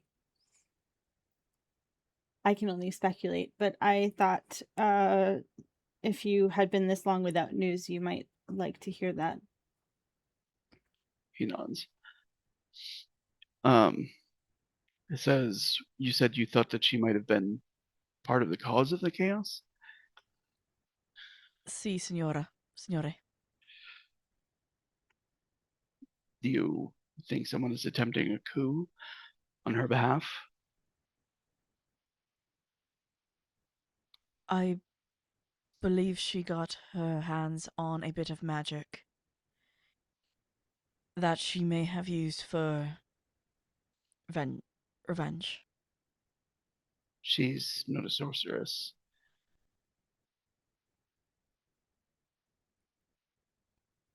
There are spells that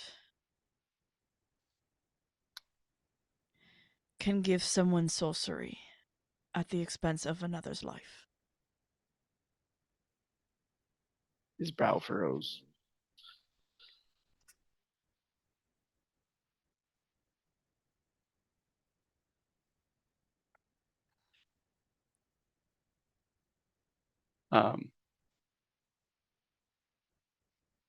There's no solid information, but just the sighting of her seemed like it would be a comfort. It is, he says, but says, forgive my sayings, this is something in your expressions, he says, that gives me pause. The specific thing that was envisioned was her saying that she makes her own fate. And there was a magical event that precipitated everything happening in the castle that isn't like anything I've ever heard of or read. Nor I. And so it's difficult to say exactly what happened. There are possibilities, but the fact that she still lives after being imprisoned and after everything that happened with Lemper, Surprised she's not with Lemper, even if he has retreated from the capital. that would have been my expectation as well, but it didn't seem as though she probably went with him. I don't have news of her whereabouts, and I'm sorry for that.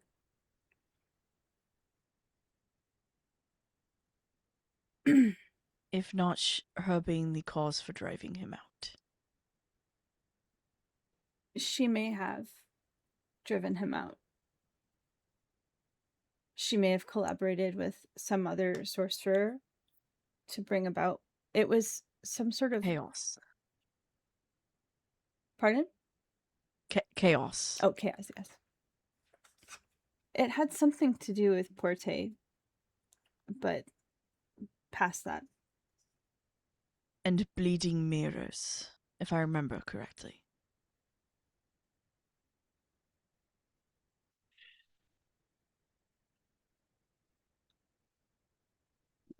Sounds like he kind of like shudders for a minute. Says there was a young nobleman in my army. Says when we attacked the fortress in Castile, he thought to try to weaken their defenses from within.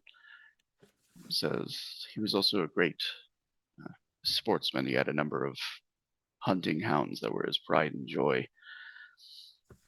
He says and he used a blooded arrow. He says managed to get it through the window.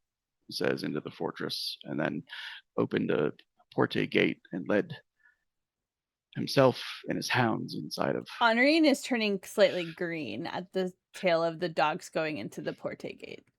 Yeah, he says he led himself and his hounds, he says, inside.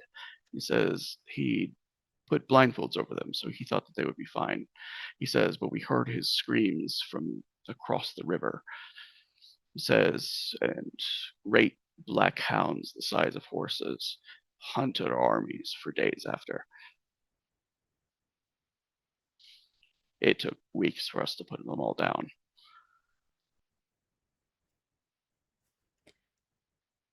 It's Says I have a pit in my stomach when you mention Porte. I understand. I grew up around it, but it must be respected.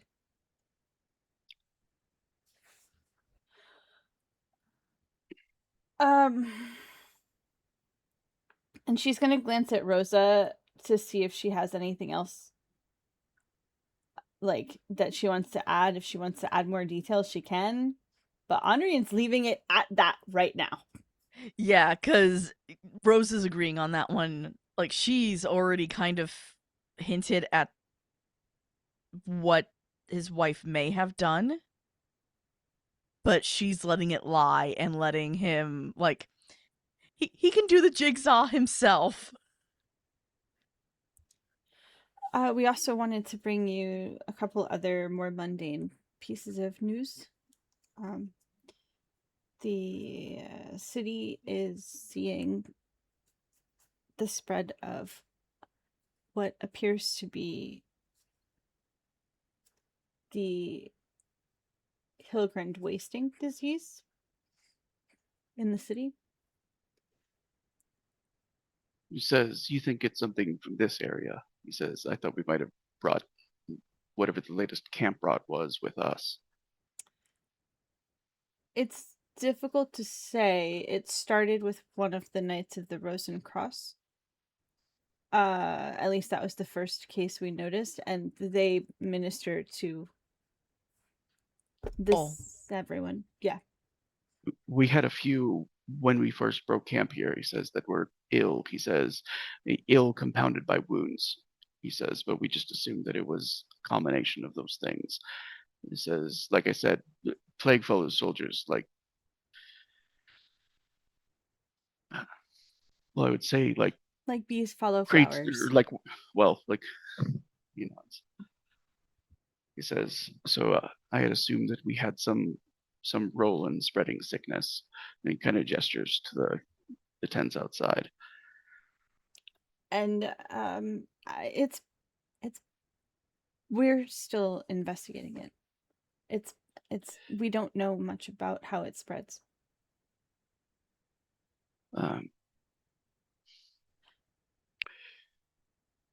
But we thought you should know so that you can watch out for it and you can take whatever measures you can.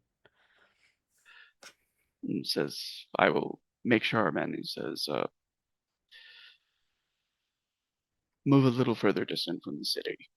It says, so that at least we won't contaminate, he says to those in the I don't know that area. I don't know that it originates from your men, but the gesture is appreciated if you're able to manage it. He says, just, we still wish to be within walking range, he says, for those who need treatment. And there's the question of whether you moving further away would make people more alarmed, because there's already some alarm, and if it seems like you're shying away from the city, it may not be worth it.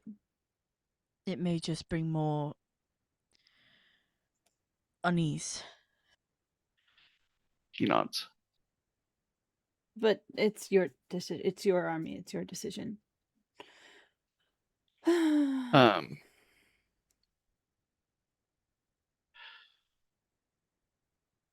He says, we'll move a distance. He says, I understand. He says, the concern about alarm. He says, I've seen a great many horrors committed in the name of keeping the peace. He says, and accidentally or not, I would not add to them. Says, we can still treat those. He says, they'll need to be carried a little distance longer if they can be. He says, but until the place is set up, he says, where those who are sick can be treated, we can keep any who are sick here until they are fully well to return. We'll be setting. Oh, go ahead. Oh, sorry. That will be happening soon. We will be having a hospital built up in player can't remember the name. Steinderweisen. Philosopher's Stone. In the Philosopher's Stone.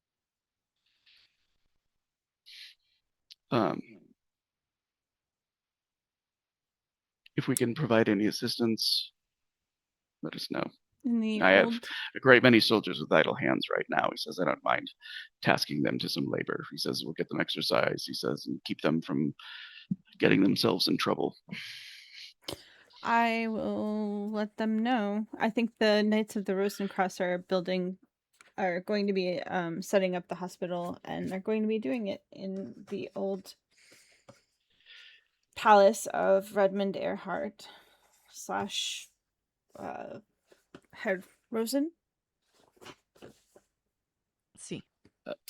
Says the offer remains. He says they're used to digging ditches, setting up stockades. He says all manner of things. He says to protect a camp on short notice. That usually involves some building. I'll let them know. Good news comes in threes. As you say that, he breaks into a coughing fit. Kind of quickly covers his mouth, but like,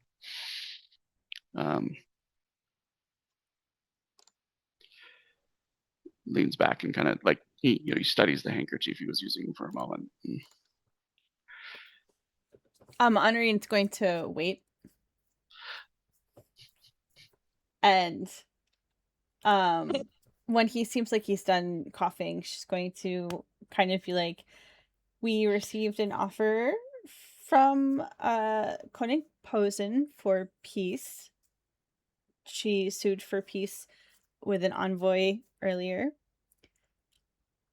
She promised 5 years of peace if we turn you over to her, which König Logan Seeger is disinclined to do, but we thought you should know. No one else, just you. For some reason, she has a grudge. For some reason. Or I'm worth a great deal to her yet. I'm not sure how she's going to collect on Lemper's bounty if Lemper isn't near his treasure house, but maybe she still hopes to.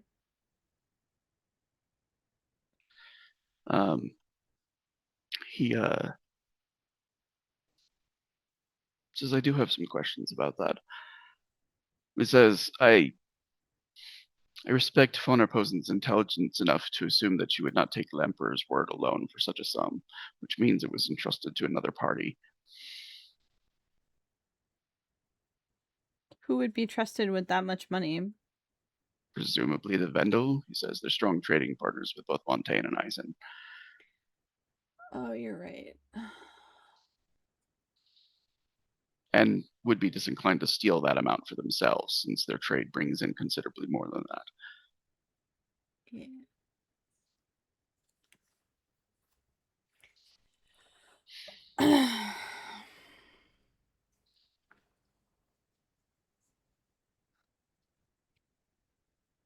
So, what are your questions? I can try to answer them if I know. Or I can at least try. He says, let me have some time to consider them. He says, I feel like I'm thinking through a muddy field right now.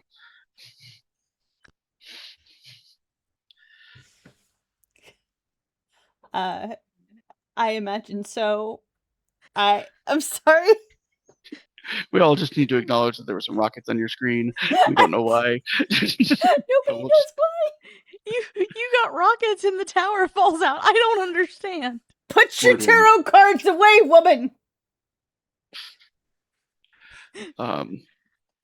He says, if you'll excuse me, I think I need to retire early for the evening. Yes, of course. Well, we wish you the greatest of health and sorry to have taxed you. He shakes his head. He says, I appreciate the news that you have delivered. Yeah, and Honoring is trying to be polite while also like getting the fuck out of there, like kind of ASAP. Like she's okay with being just a little bit on the short side. She figures he'll understand. Yeah. Yep. So, from there, like we have a couple other people taking different actions. So because you're on screen in this manner, and with the caveat, we have about 30 minutes left. So it's probably going to be kind of like just a quick roll and like a description of like the results. So let me know what you're making your immediate priority to do in the next while. Gab's first. Crap. I thought I had a little more time to think. Okay, Gav's pressing concerns. The Verschlingen, he said he wanted to go look at the actual nest because it's the one thing we didn't do when we went down there. I know it's been like 3 months. So, and 6 the issue when he months. goes down there, I'm not going to make this like a rule required of him. When he goes down there, like the entire area that would have been the Verschlingen's nest is now the root structure of the tree.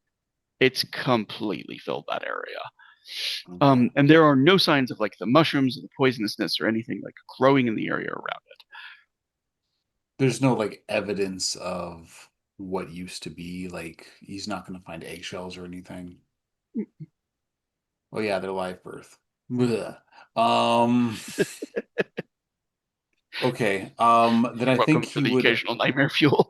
Yeah. So I think he would go then to the Explorer Society, make it known that if anyone needs to find him or talk to him, he's going to be there, and he is basically disappearing into the library to find anything about the Verschlingen. Like, just he knows he can read now. He's not asking interns to find books for him. Okay. Um, let's see. Do you have the scholar skill? Crap, do I have the scholar skill? He knows how to read, but research is still a whole other story.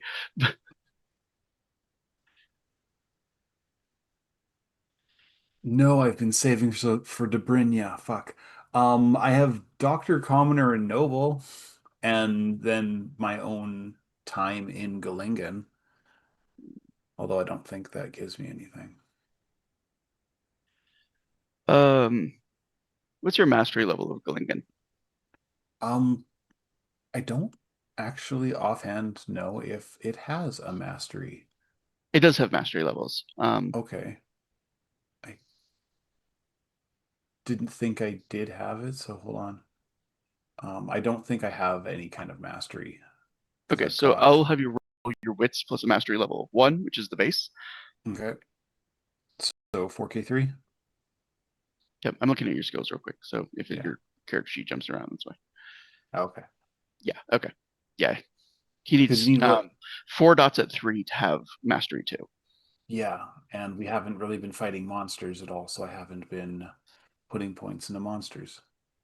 Okay, It's true. so 4K3. Oh, God.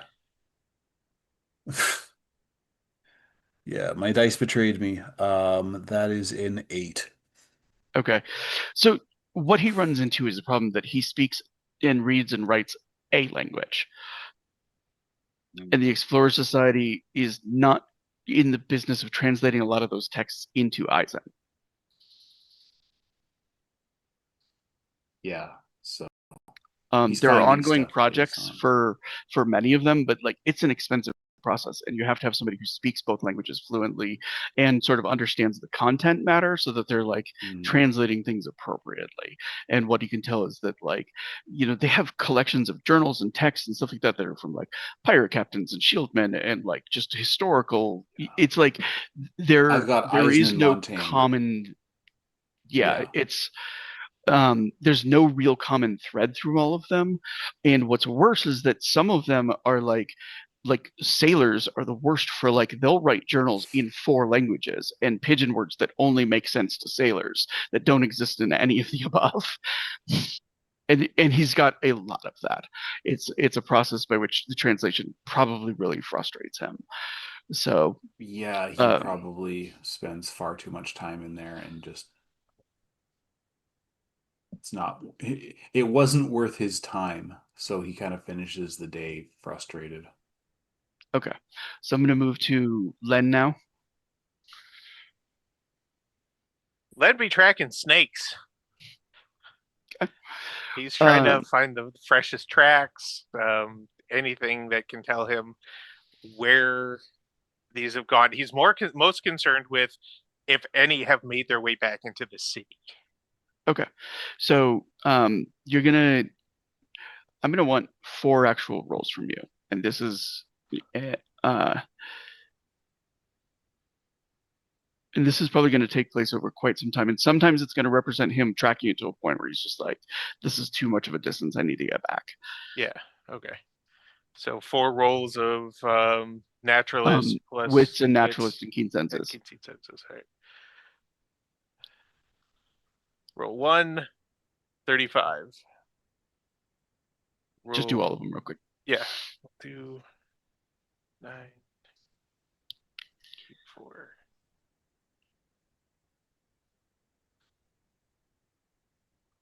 9. Keep 4. Ooh, that's a good one. 9. Keep 4. So you got 29, 31, 35, and 42. Okay. So the snakes move out in all like in directions away from Heelgrid in every sense. The first thing I should mention, none of them head. We should be on the Eisen map now. Is that what you'll see? Yeah. Okay. None of them are heading towards Gottkirken, which is in Heelgrid lands, which is where Big Snake is, where Big Verslingen is. One of them has headed into Wishlands on what looks like a trajectory towards Siegsburg.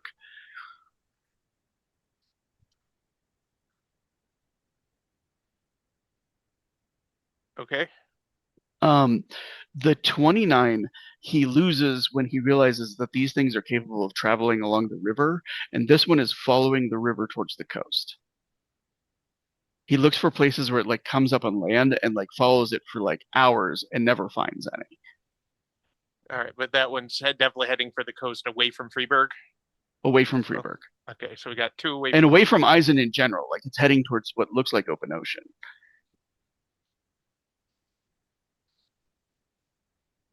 Okay. Number 3. Okay. And then the 42 and 31, he sees those snakes sort of travel together, but not in tandem. Does that make sense? Like they're traveling in parallel courses. And one of them is on a route. This is the 42. This is what he's most certain of, is that he's on a route towards Seafer in Fischler lands, and he's fairly sure that the second one is headed towards Cannon. Oh, that's not good.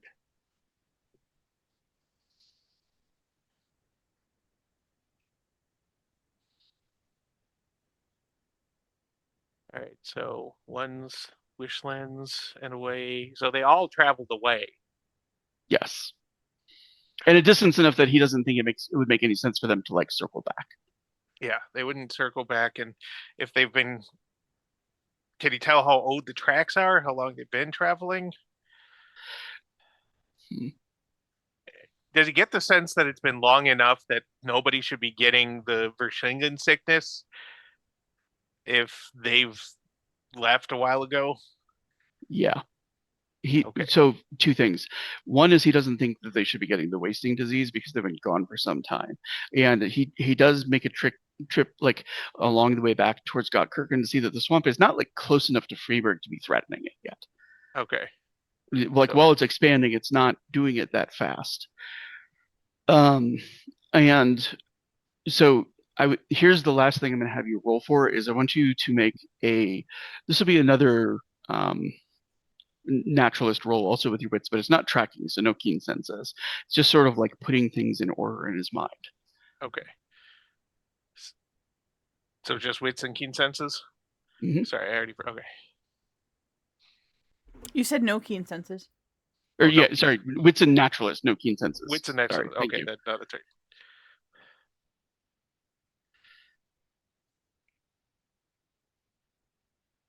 25? So it's more of a hunch than anything that he's certain about. But he believes that the time that these Verschlingen were born was within days of the Verschlingen being killed by Posen. Huh. All right.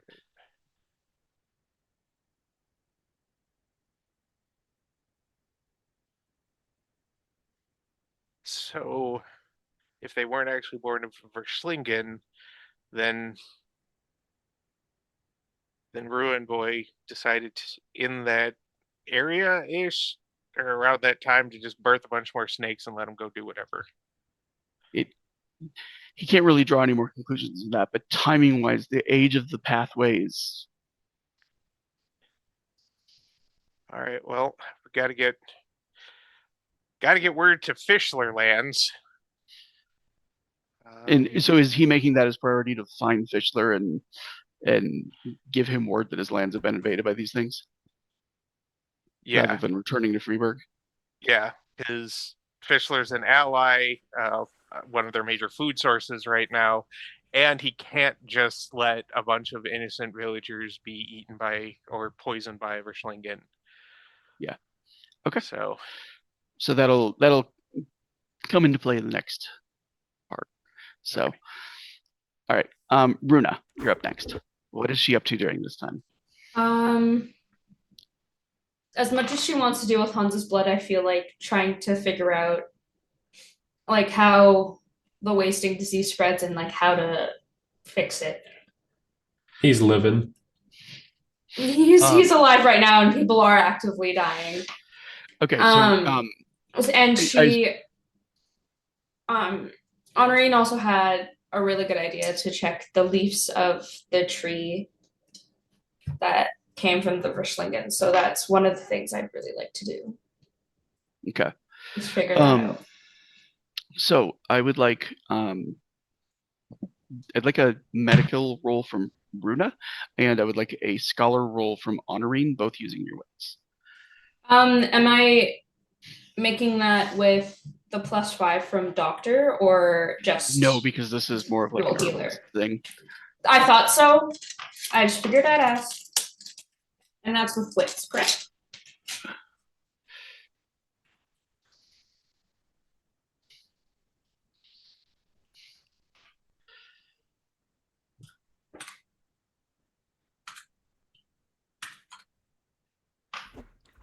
For this particular role,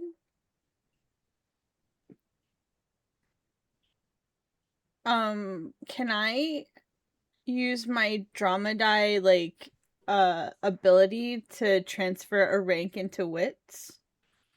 Yes. Does it matter? Like, it's for the duration of the scene, so does it matter where it's coming from? Yeah, I mean, it can very easily come from like brawn or finesse and have no impact on her other like social or mental skills during the course of. The only question I have, the reason why I was asking like that is it you may exceed. Okay. I thought it couldn't exceed. Never mind. Question withdrawn. Okay. Okay.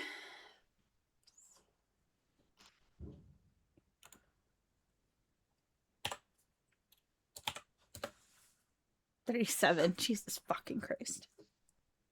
Okay. What did Runa get? 35. Okay. So, those are still like phenomenal rolls.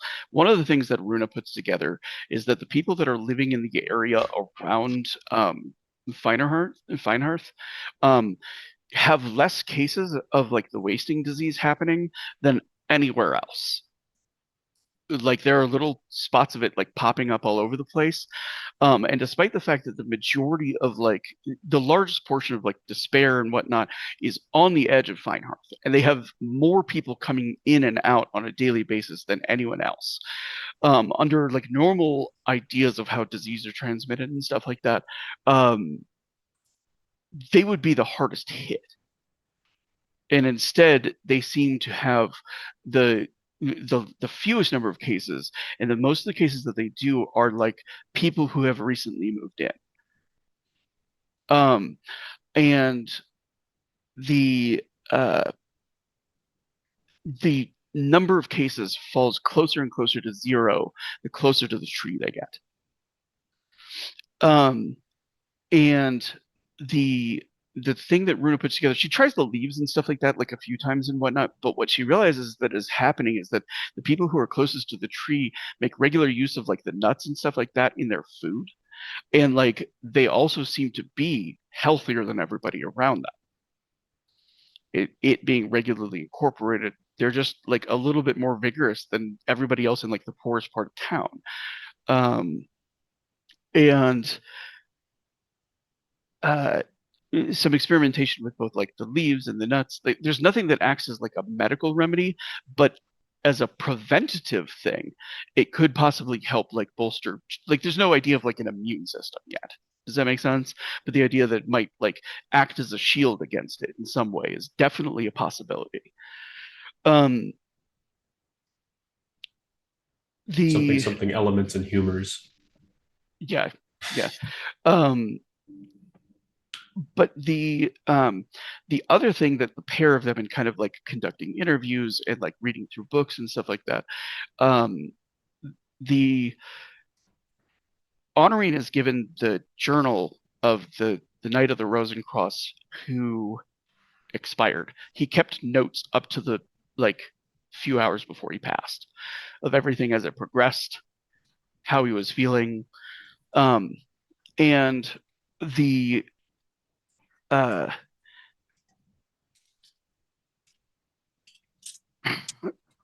the thing that Honorine is putting together is she's like referencing notes from like Hilgrim's own study, because they extensively studied the wasting disease because he was afflicted with it for his entire life and never got over it. The symptoms don't match.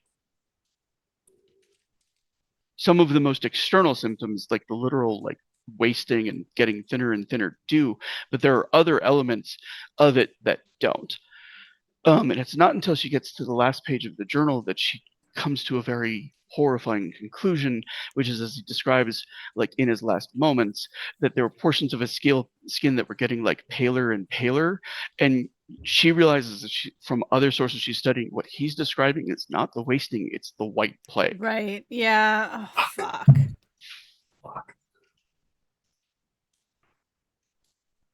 As soon as you said they don't match, I was like, you motherfucker. I thought we'd been attacked. This is worse. What? So the White Plague is something that swept through like 20 years ago, right? Like, well, Brandy has that. survived. There have been small cases of it constantly. Yeah. Does that make sense? Like, it's a thing that never seems to, but Brandy has survived it. And one of the things that's known is survivors of it are forever immune to it. Like, the one person who's safest in all of this is Brandy. Yeah. Just nuts. So to my question though, the last large sweep was like 20 years ago, or the last large sweep was were centuries beforehand. And she actually has notes from the agiotage of the last time the White Plague happened. It happened on a massive scale, and the reason that she has those notes is because they believed that it had been used to destroy them. They were convinced that the disease had been weaponized because every single member of the agiotage was infected by it. what are their notes on how they were infected? Like, did they have any idea? Air, water, personal contact? They believed it to be personal contact. It was their servants who got sick first. And many times their reaction was to like kill entire manors full of servants in the hopes that it would protect them. It didn't. In fact, it usually accelerated it when they started, murdering servants and getting their blood and ichors all over.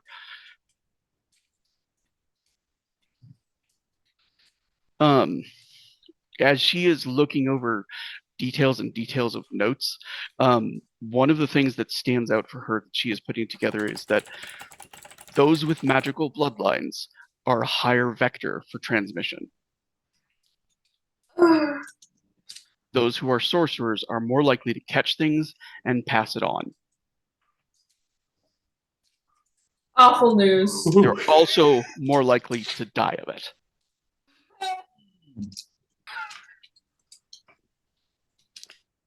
I don't know how that worked, but Rosa being muted and I somehow managed to hear her going shit.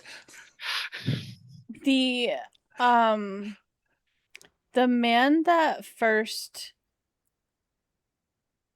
so the guy whose journal I have is like the first person in the city to go down with it, but it has been going around despair for a while, right? Or is that what I'm remembering? The wasting has gone around, and there are certainly members of Hilgrim that have probably come with the wasting, but they didn't necessarily transmit it to anyone.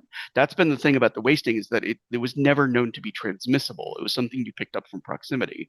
And Honorine's coming to the very horrifying conclusion that like there are people with the wasting and they might have an outbreak of White Plague going on because the early symptoms are similar. The white spots come in near the end at the most fatal moments. So Brandy like almost died. Yes, probably. Okay. Honoring is not going to say this out loud just yet.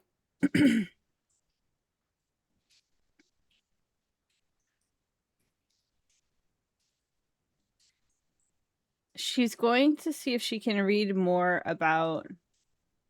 She's on a mission to figure out how it's transmitted. How, like, she wants to know as much as she can about how it goes from person to person. Okay, so there's a couple of things that she can tell for certain transmit. There's like 100% transmission rate with sex. There's like a 20% transmission rate with like proximity. That might be breath, that might be sweat. Like they don't really have the same understanding of like germs and things like that. Yeah. You know what I'm saying? But proximity is an important part of it. It doesn't seem to be anything where like sharing food or whatnot, but she's probably coming to the conclusion that it might be breath, it might be like sweat, or something similar. But the transmission of bodily fluids via sex is like a guaranteed. This is how you get white plague. The white plague is an STD? No, it's just like it definitely happens with that as well. Fuck. Andre is fucked. And will Okay. be again. Okay. What's awesome is that the humor, the element that's most associated with the humor of blood, when you were talking about like the bloody servants or whatever, I'm like, oh hey, it's the fire humor. Let's go. That's funny. This is my jam.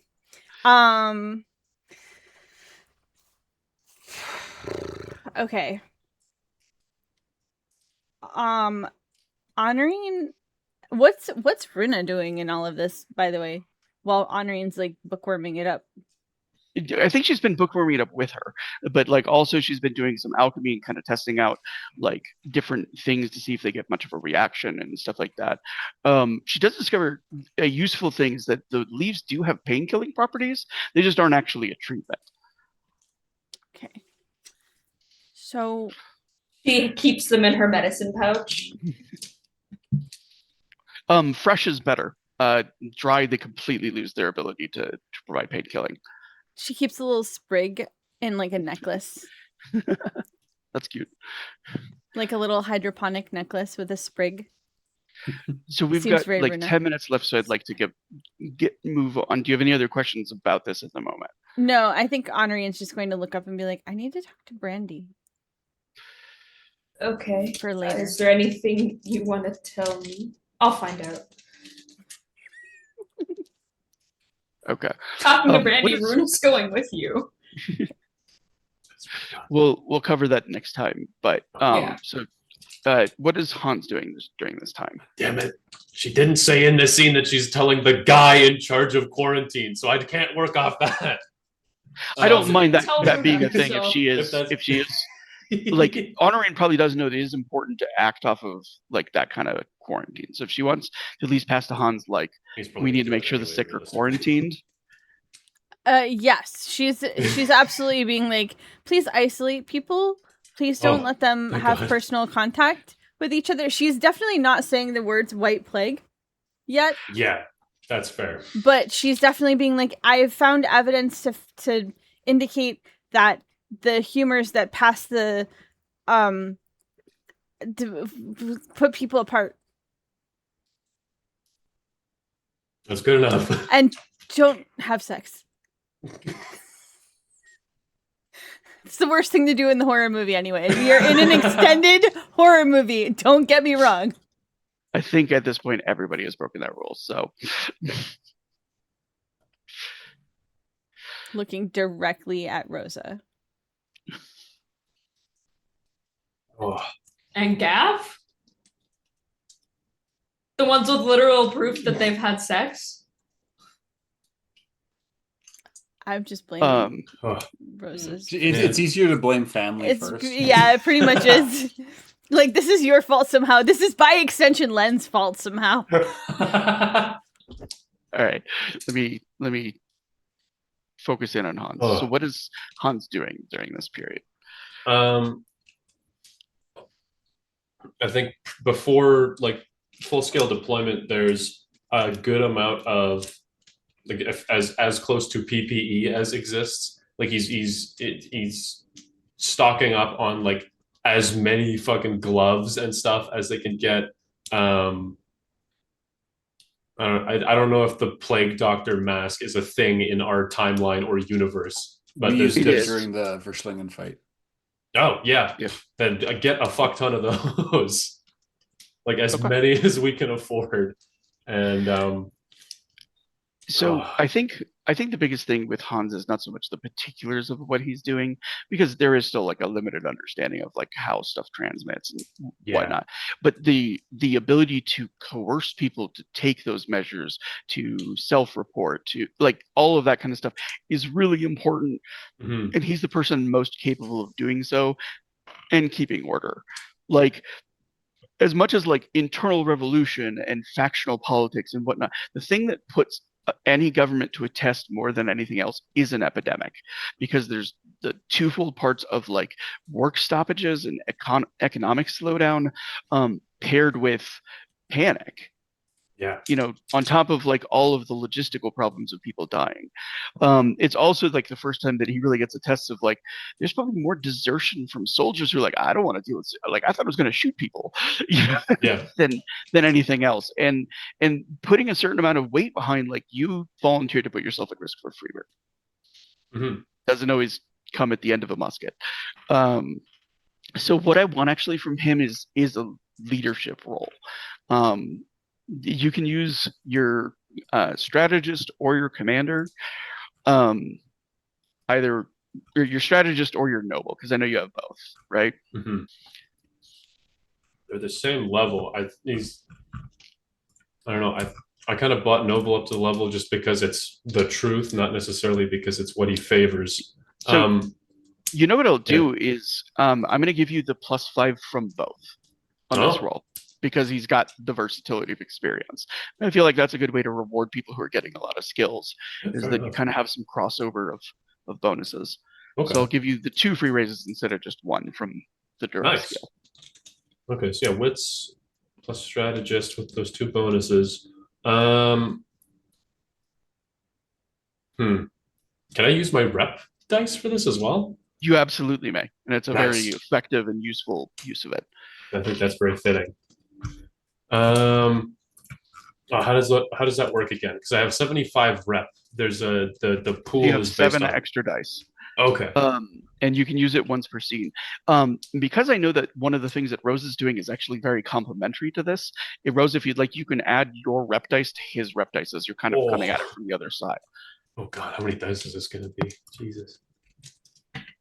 So if you have 7, I have 3. That's an extra 10. Damn. Okay. So wits plus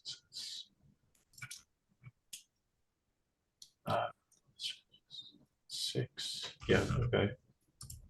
So base 6, keep 3 plus 10, and then after 10, dice roll over and become kept, right? So that You that said makes it. you had a base of 16. Yeah, it'd be 16 total. Yeah, 16. So you have 3. 6 carryover, and how many kept dice did you have on your roll? It would originally be 3. Okay, so you'd be rolling 10 keep 9 plus 10 right now. Damn. Okay.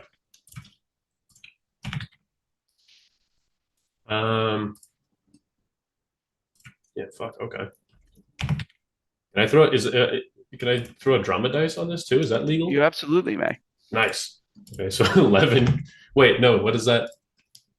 Does that make it 10 keep 10? Because otherwise it would be 11. Because it'd be 11.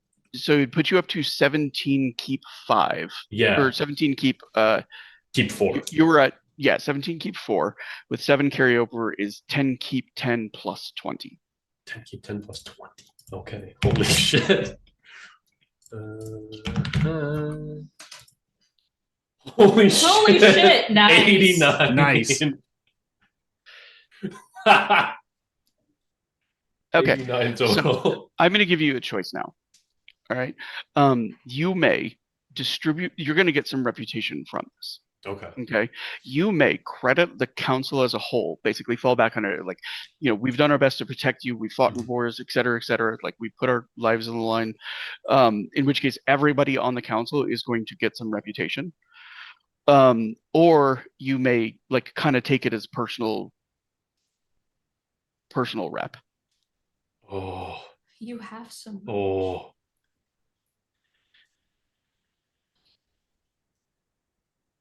No, he's not going down. Okay. Yeah. It's I think to his core he's still against a lot of that. So yeah, I give it to the council. Give it to everybody. Okay. Everybody gets 4 reputation points. Nice. Sarah's like, I don't want people to know who I am. But I took off No, the she's starting mask. to use her reputation. She's starting to go like, this is actually kind of useful. Slowly. So slowly. As crazy But as she it would also be, chose to take off the mask how many sessions ago? Well, it's like once you lose the anonymity, you might as well embrace the reputation. he hasn't slipped down the lone wolf path yet. So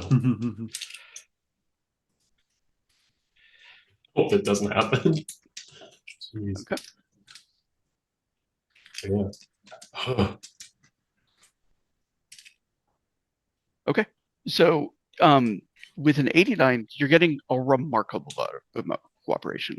Now, it stands to see how bad it's going to get as things worsen. Like, there's not a lot of people like dropping dead in the streets or anything like that. Yeah. There's still a little bit of panic anytime somebody does die. If it's like, I think he just died from the sword fight he was in. I don't think it was. But like, this guy was clearly shot. I don't know why you guys are panicking. He's bleeding from strange places. Yes, the gunshot wound. Yeah, a pistol would do that.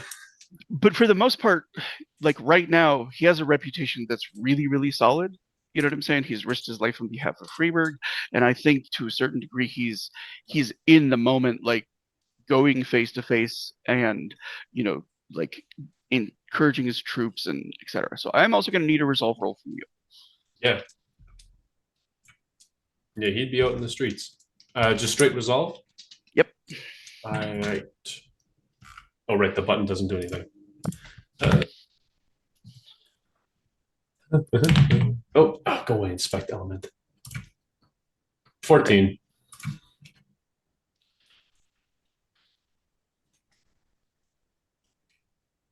Okay.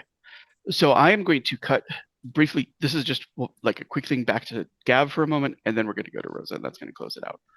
So as Gav is like kind of sitting there frustrated in the Explorer Society, kind of like pushing like the 6th book away from him that he hasn't had any success with.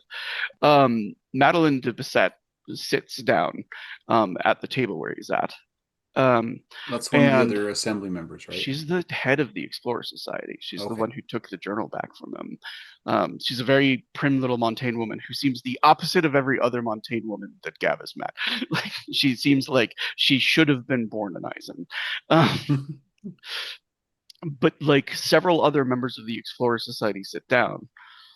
And Madeline says, if I can introduce her. Like, she introduces several people, and she says he is fluent in Montaigne, he's fluent in Castilian. She says, whatever you are researching here is clearly an emergency. We have not seen you here outside of them.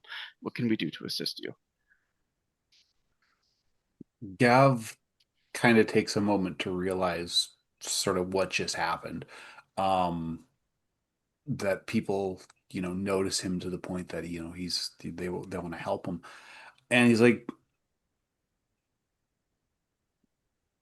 the city has many problems, and one that we thought was solved when we slew the Verschlingen in the sewers appears to have re-raised its head, and we are unsure of how to deal with such a threat, considering how much work it took to do it the first time. She says, what are you hoping to find within our archives? Treatments, It's like we know how to kill it. I mean, it's like a spear through the heart could kill any man or any creature, but it One leaves does need to know behind where its heart is located. da. It is a concern of the effects it leaves behind. I'm sure you have heard rumors of illness outside the city, Um, and one of and I the fear the two things are connected.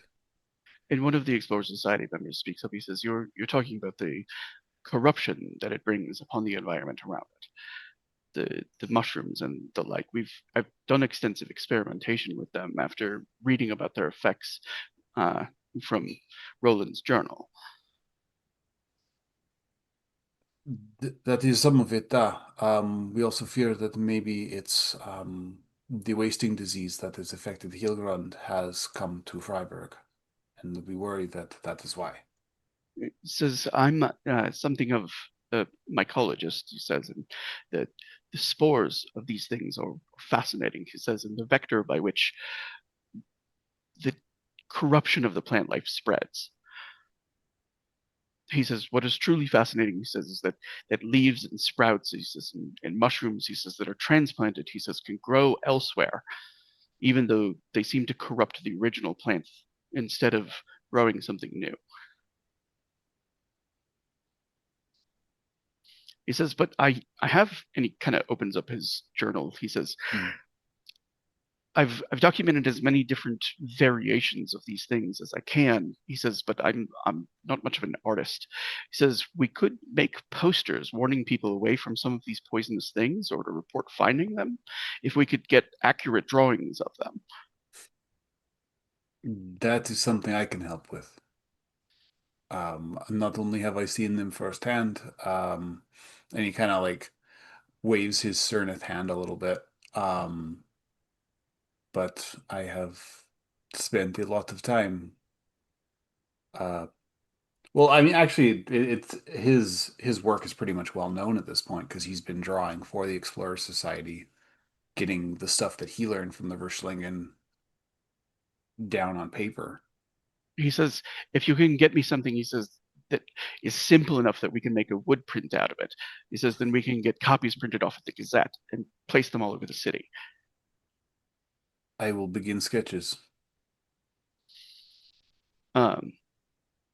He nods and do you mind if I watch? That's...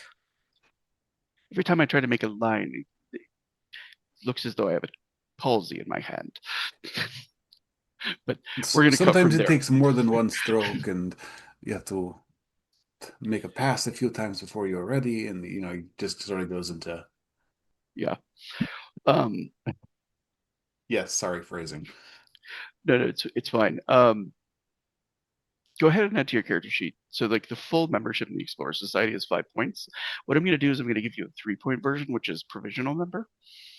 Okay. Like basically they know that like most of the members of the Explorer Society are members because they're either doing really risky shit on their behalf or they're donating a lot of money to the Explorer Society. Gav is in a halfway point where he's neither, but they recognize his expertise and his past deeds. Does that make sense? So let's go to Rosa now. What is Rosa doing during this time? She will continue to remind people, what, if you see someone sick, tell somebody. If take care of yourself and those in your immediate family, make sure to if Hans tells her to include anything else, she will.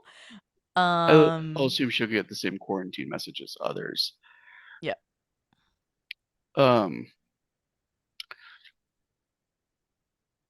I would like you to roll your resolve a second time. Just resolve. Just resolve. Resolve. 36.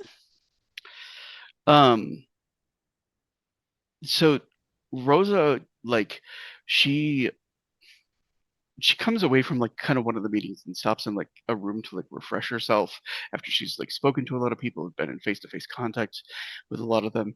And when she goes into like the refreshment room and looks in the mirror, she realizes like her entire sides have been stained with sweat, and so is the underside of her arms. Like, she didn't even realize the degree to which she was sweating, but there's a profuse amount of it. Yeah,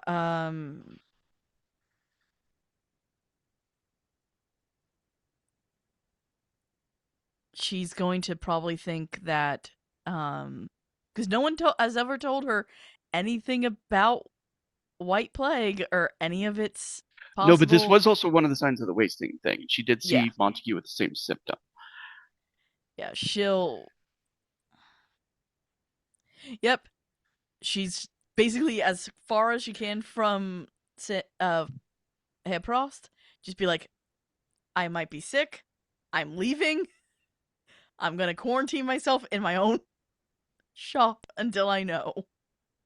Yeah, and Wilma she looks to Zucker. She says, "Go with her. Make sure there are guards outside of the place so that they know that it's quarantined. But do not tell them not to go within. But I want swordsmen at her door, considering everything, and send a message to Len."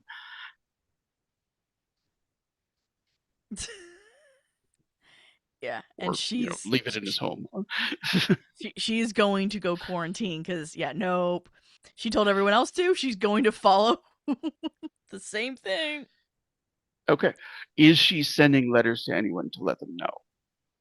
She'll send one to Honorine and one to Len. Okay.